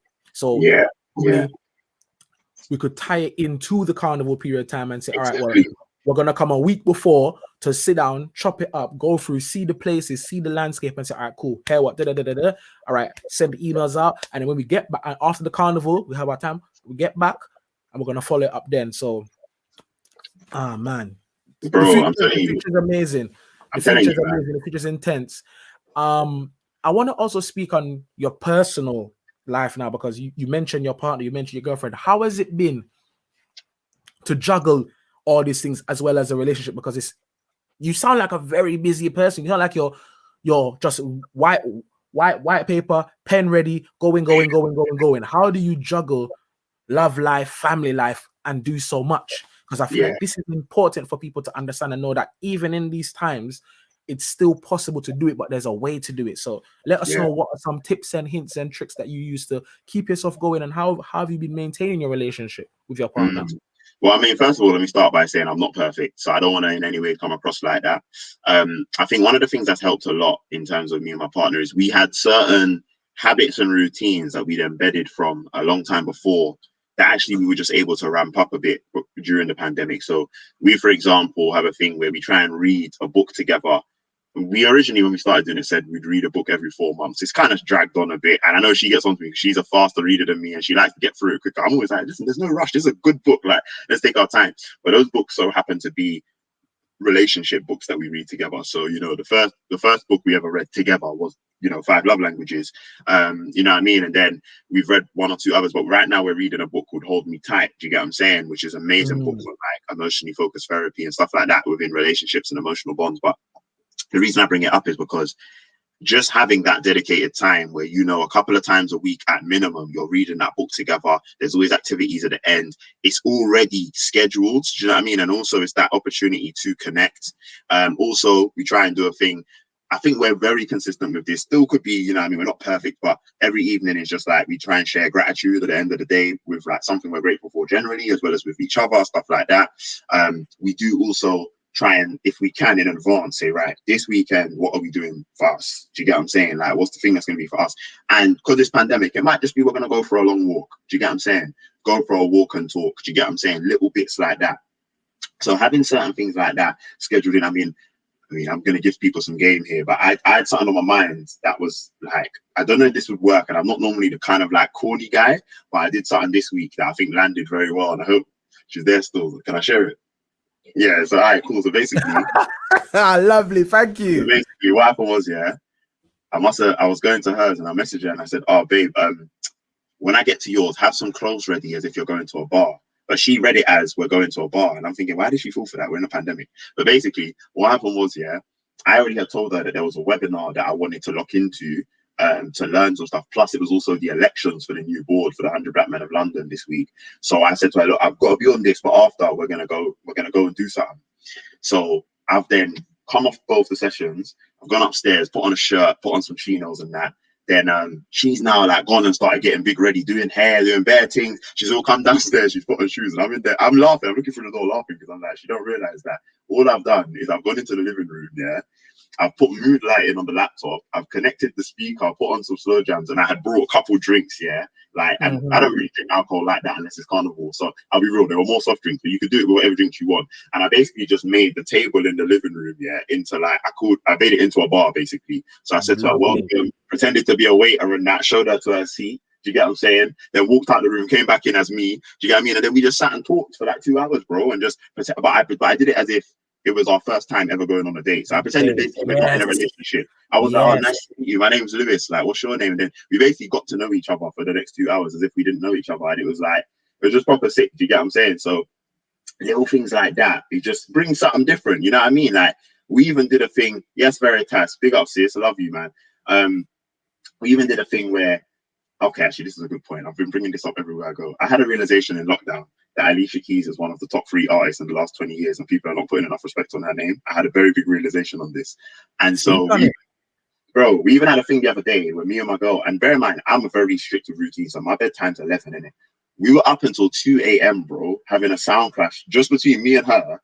I'm Alicia Keys. That's my kind of thing. I'm Alicia Keys. My kind of thing. Representing Beyonce. I'm saying, bruv, I will wipe the floor with you. Don't play with me. Beyonce's hard, but Alicia Keys, to me, Alicia Keys is a real musician, a real artist, fam. Do you get me? So I'm there trying to, like, literally, it got to a point where there were certain times, and we're being honest, if she wipes me on a round, I'll give it to her. If I wipe her, she'll get. There was times we couldn't decide. We had to call people. I had to call my brethren a couple times. She had to call her people a couple times. But like little things like that, it just had something different. And we did that. And I think her cousin might have called us, and she was with her partner at the time, her man, innit? So then they were like, "What are you up to?" And we were like, "Oh, we're just doing the sound clash." And they were like, "Oh, we should do that." So then we ended up straight off the back of R1 finishing. We said, "Right, let's do one with you." So then we represented Morgan Heritage, and they represented Chronics. So then we did a sound clash with them. Do you get what I'm saying? Now, not me. Don't play with me with Morgan Heritage. Don't play with me. Yeah. I will slap up anybody in a clash if you let me be Morgan Heritage, bro. I'll slap up everyone. Yeah. Listen, they've got too much catalogue. Too much. And now I'm a big Chronics fan, but don't play with me with Morgan Heritage. Oh, listen, you get what I'm saying? But so we did that, and those little things, those are memories now. Do you get what I'm saying? We're transitioning quickly into family. That's something that I don't think I did enough last year. I'll be real in regards to family. So, for example, I don't think I made enough effort to have deep and meaningful conversation and progressive conversation, for example, with my mum, my sister, my dad, people like that. And only because, for example, I still have a thing where I've got a good habit of, I try every week at least once or twice to just watch a film with my mum or watch something with my mum or whatever. But in terms of like sitting down, just having a meaningful convo progressive, it's very easy for me to not do that. And I think that's something I want to change. And I realized that over the Christmas period, I was like, 2021, we're changing that. Do you get what I mean? So even today, we've made an effort where me, my mum, my sister, my girl, maybe my dad will get involved, I don't know, but because obviously everyone's coming from different places. But anyway, like we're gonna just cook a meal together. Do you get what I'm saying? And then we're gonna watch a film together. Do you know what I mean? But it's just creating That's what my mum loves to do Christmas time. She loves to sit down and cook. I mean, sit down. She likes to bake together.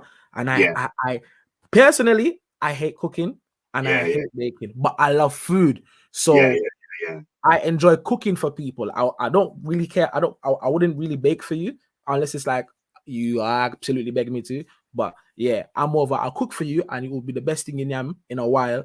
And that, but yeah. So for Christmas, my mom is always on that same thing of just that tradition. We have to bake together.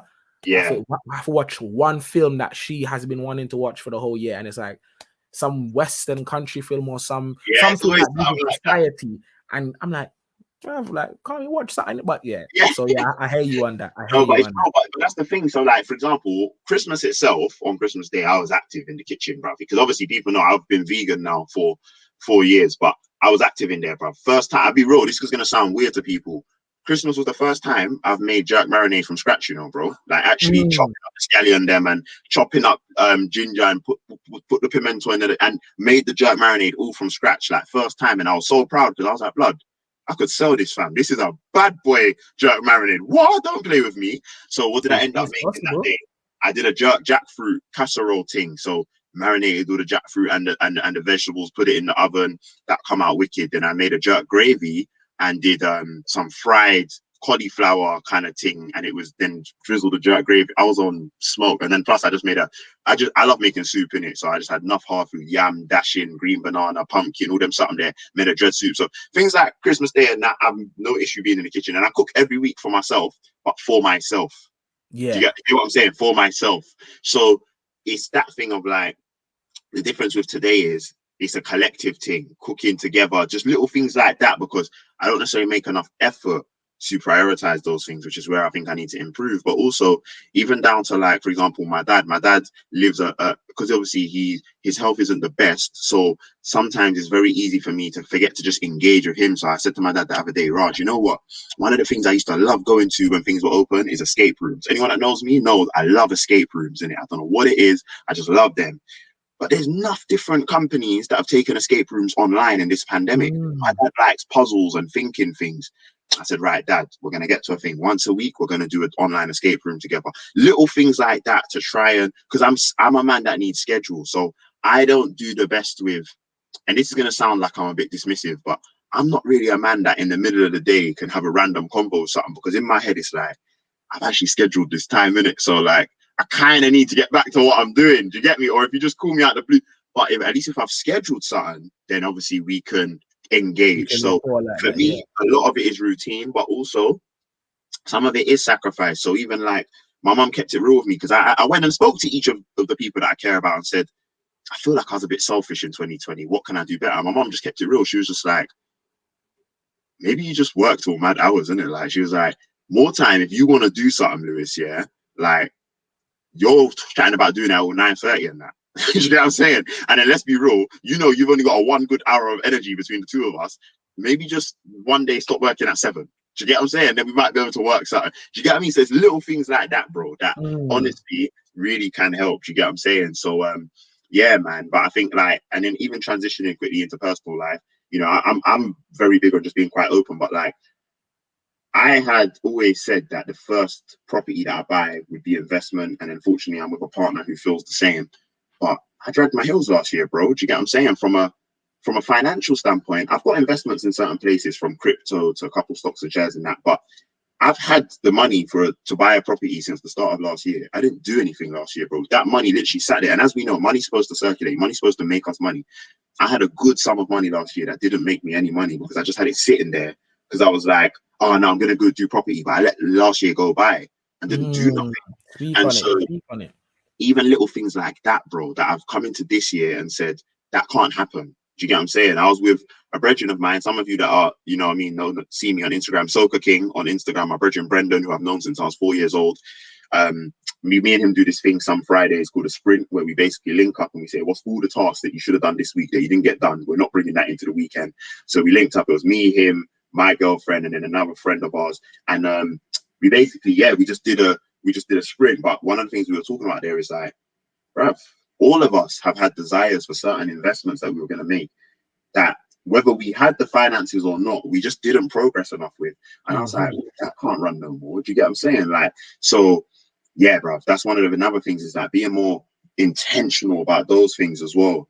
My little sister, for example, like she's gone and got herself a place that she's renting, which is great. But I knew this would happen, but immediately I was like, right, you need to be more intentional about going and seeing her or checking in with her, because it's very easy for me to just live my life and then go, right, I spoke to my sister for 2 weeks.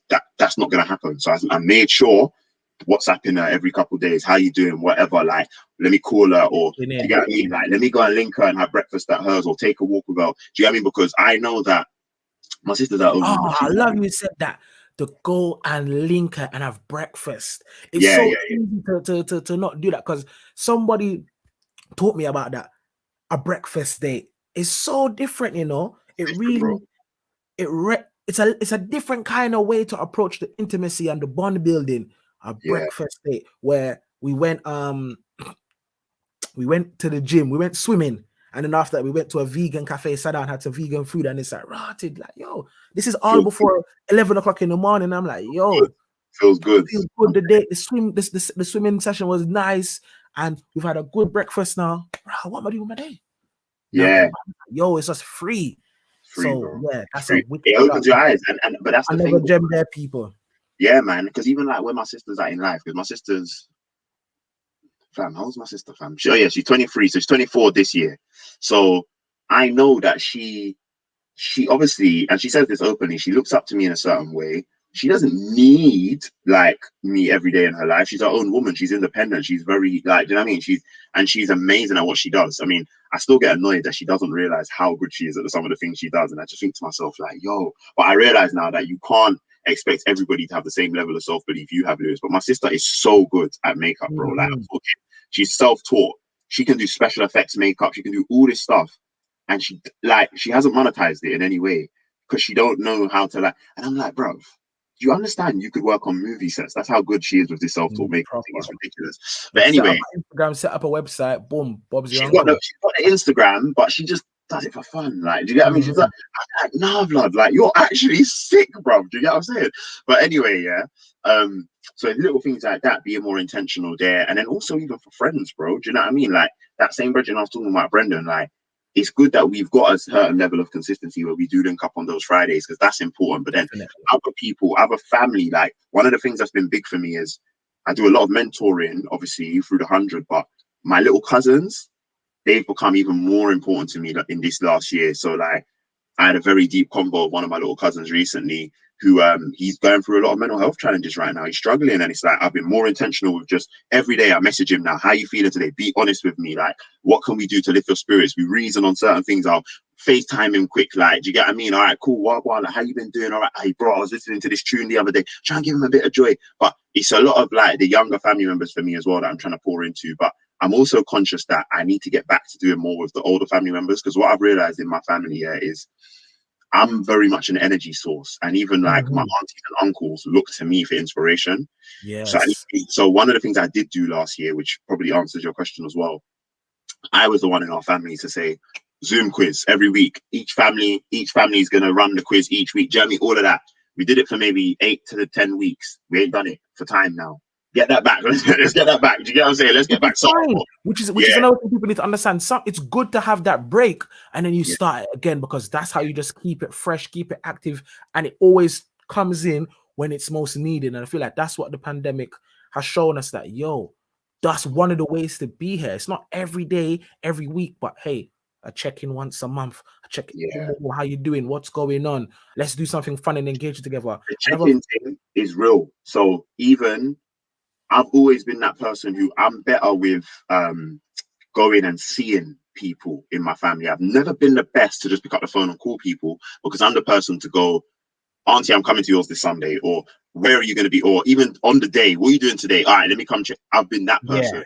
Now, my grandma unfortunately passed away last year, my mum's grandma, that is. And condolences.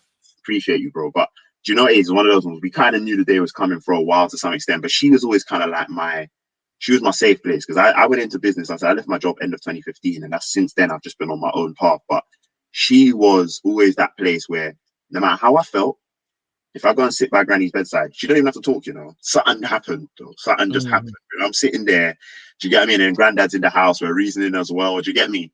Now, when Granny passed, I remember that being a big, big thing for me of like, first of all, obviously I will still go and check Granddad, but now because she lived in sheltered accommodation, she has carers that will come for her.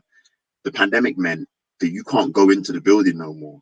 So I'll be honest with you, and I'm not proud of it. I ain't actually gone to see my granddad because I can't fathom going to his house and standing outside. It doesn't make Yeah, that sense. doesn't make sense. Standing outside doesn't make sense. That's my granddad. I want to be in the house. And so, but I've had to force myself to say, Lewis, so does that mean you're not going to check in with your granddad then? So now I've actually had to get in the habit of calling him every couple of weeks or whatever and just chat. And more time, all he does is get onto me for being vegan anyway. Do you get me? Oh, Louis, Mhm. because he said, Louis, you're not eating nothing there, Louis, man. You're not juicing your body, man. You have to eat fish, you have to eat chicken, you have to eat beef, you have to put something in your body. He's like, if you're not careful, you're going to sick, you're going to fall down. Do you guys? I'm like, trust me, I'm doing all right. You get what I'm saying? Like, he's like, Bro, no, no, yo, you just hey. eat beans and vegetables. It's not doing nothing for you. I said, no, granddad, allow me. Do you get what I'm saying? But anyway, that little habit of getting into that, or even like my grandma in Jamaica, I know that she suffered from depression in the past, but she's also that.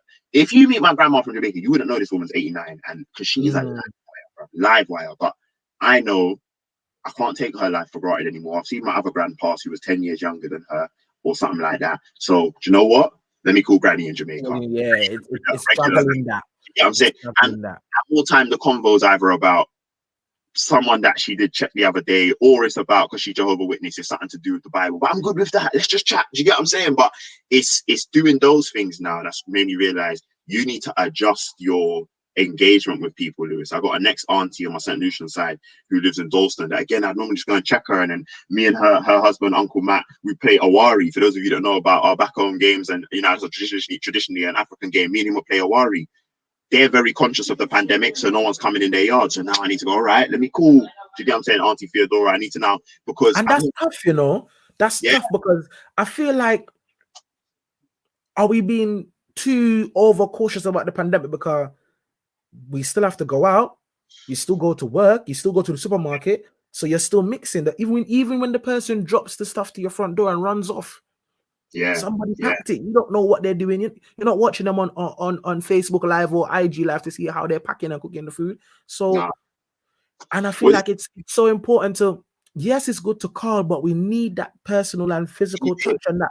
All right, let me Need, come and shake your hand through the window, hold your hand, wave, give you the container like that. Not just, oh yeah, I'm gonna send you a pizza, or oh yeah, I'm calling to check in and check up. Nah, man, I this is don't why. like it.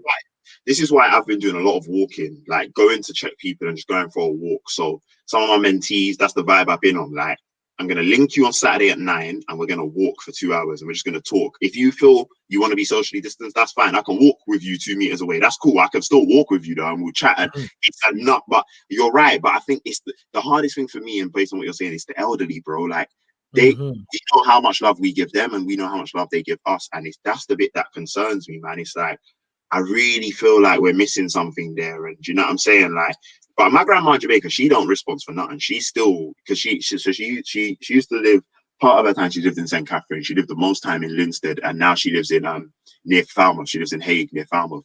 And because of what she does in terms of being part of Jehovah Witness and that, she's always out every day in Falmouth. You know, you can't go to the square in Falmouth and not see Mrs. Claudine Howell. You know what I'm saying? You know you're going Falmouth and see, but she's still up and down. Yesterday when I'm chatting to her on the phone, she's like, nah man, me can't just too long, man. If I go to town, you know what I'm saying? She have me go check Marvin out this place. I just pack me bag on 1 week. We just have got this, and you know what I mean? She's still like that. But how many people are not like her? How many? Because she's still got people saying to her, no, Mrs. Howell, you can't do that, man. You could get sick. She's like, listen, me 89 years old, if I live my life, you know. Do you get what I'm saying? But not everybody. Exactly. Her sister, who lives here, I don't even, she just about lets her daughter in the house. That's how deep it is. My cousin Denise, she just about lets her daughter in the house. So how many other people that's the same thing? Do you get what I'm saying? So it's a shame, because we do need that in-person interaction, bro. Do you get what I mean? We really do, man. Do you get what I mean? Like, there are I mean, I'm thinking about the elderly. I'm also thinking about children. Think about the children growing up who are having less hugs right now. Do you know how important hugs are in life, bro? Do you get what I'm saying? Do you know how important that is? Do you get what I'm saying? Like, the children that are not getting hugs because we're gonna have such socially awkward children, but then I feel at the same time we're gonna have a lot of work to do to recondition them. So it's so too much. bad, bro.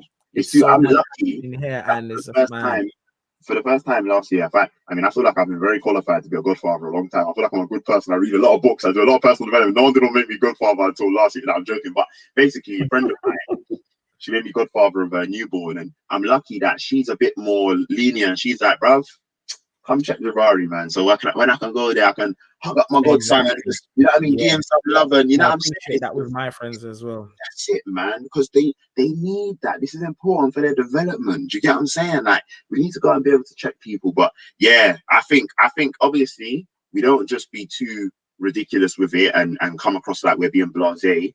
But I think we have to be honest about the fact that we still need to see people in person, and we still need to engage, and you know what I mean? It's important, man. So yeah, Definitely, it's important. Like, it's a lot of work to do, and it's not easy, and it does require a lot more discipline, a lot more self-looking in and self-preservation. And so, which is I'm glad you shared your tips and your how you with your partner have been growing together and keeping the intimacy and the fire alight, doing things that mean a lot to you both. And you said on the love languages, and then spreading that to your family and seeing what's the love language of the family like, and checking on the Lucian side, the Jamaican side, and everybody as much as possible. So, because it's easy at times to feel like you can, it's almost like you can have two sides of the spectrum. You're either one or the other. One side, you're just doing you're focused, you're in your own little space, you're just here. And then the other side, it's like, nah, I'm being pulled left and center by everybody and everything. And there's so much this and so much that. And oh my God, I can't cope. So it's just trying to always get back to that equilibrium, that middle ground, and just that balancing. I'm so grateful to have been able to say, all right, cool, I'm going to start this platform. I've been given the opportunity to start this platform and doing it 365. This is what it's all about, people. So once again, don't forget to comment, like, and subscribe. Share this video because I know this episode today has really touched people. I can feel it because it's touched me, and delved and indulged into so much. And don't forget to go into the description box and click on the Instagram links and website links and follow Louis, follow Caribbean Merge, follow Caribbean First. Definitely. Because there's so much coming and there's so much to do. Man, it's been amazing.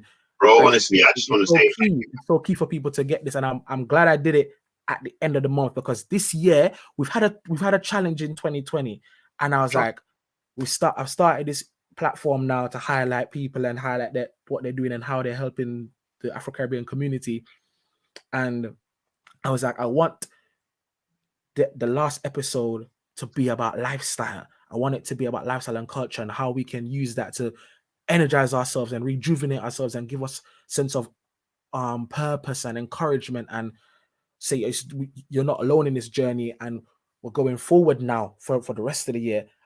There's so many key points and gems in this video that people can watch back and say, okay, I'm going to take from that. I'm going to learn from that. I'm going to try this. I'm going to try that. I'm going to support this. I'm going to support that. I'm going to do this. I'm going to do that. And it's just going to make the rest of the year, I hope, I pray, flow much better for people like who were struggling. People have been struggling because it's like, another year of the pandemic. What do I do? How do I cope? How am I going to survive? How am I going to make ends meet? How is this going to work out?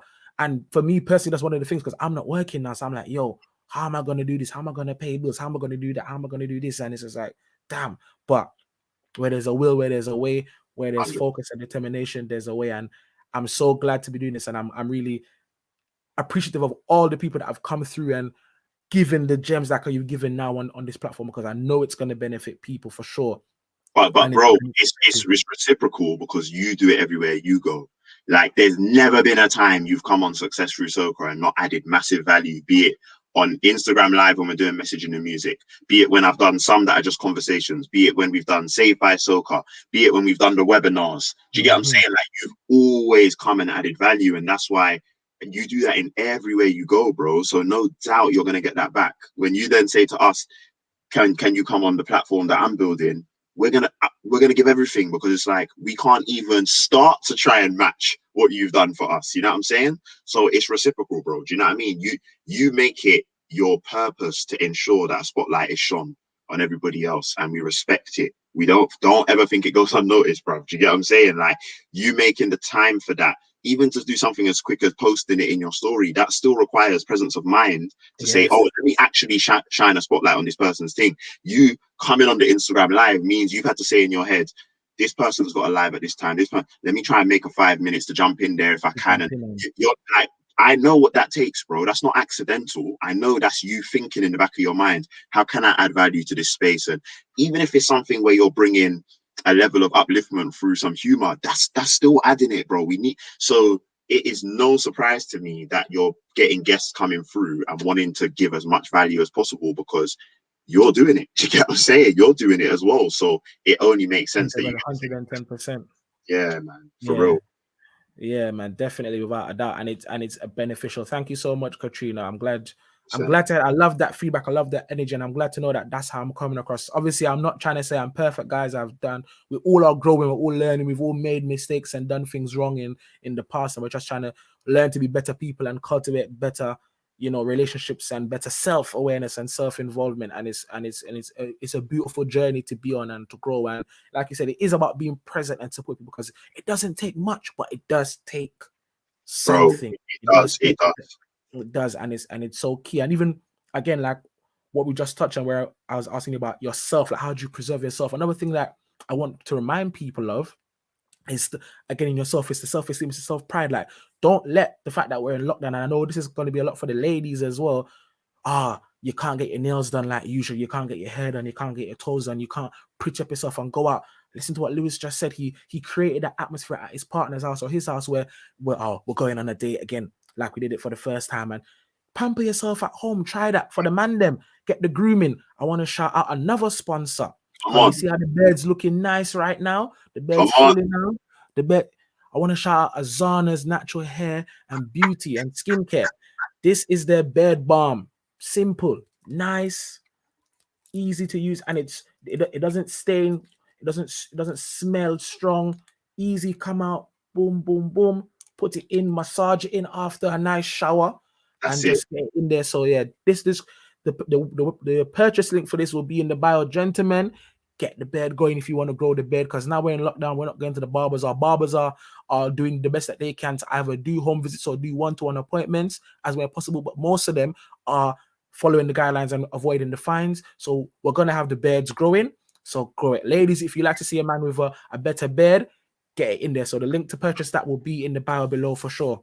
Two things actually on that point. First of all, big up to Kessie, because Kessie has been doing amazing work for years. Like, I've known Kessie since like 2012, and she's always been trying to do something to serve. And Azana is a great example, from the beard to the skin, all the skincare, bro, from the face mask she has to the creams to the this. Like, she studies this thing. Like, she really knows this ingredient goes with this ingredient to produce this.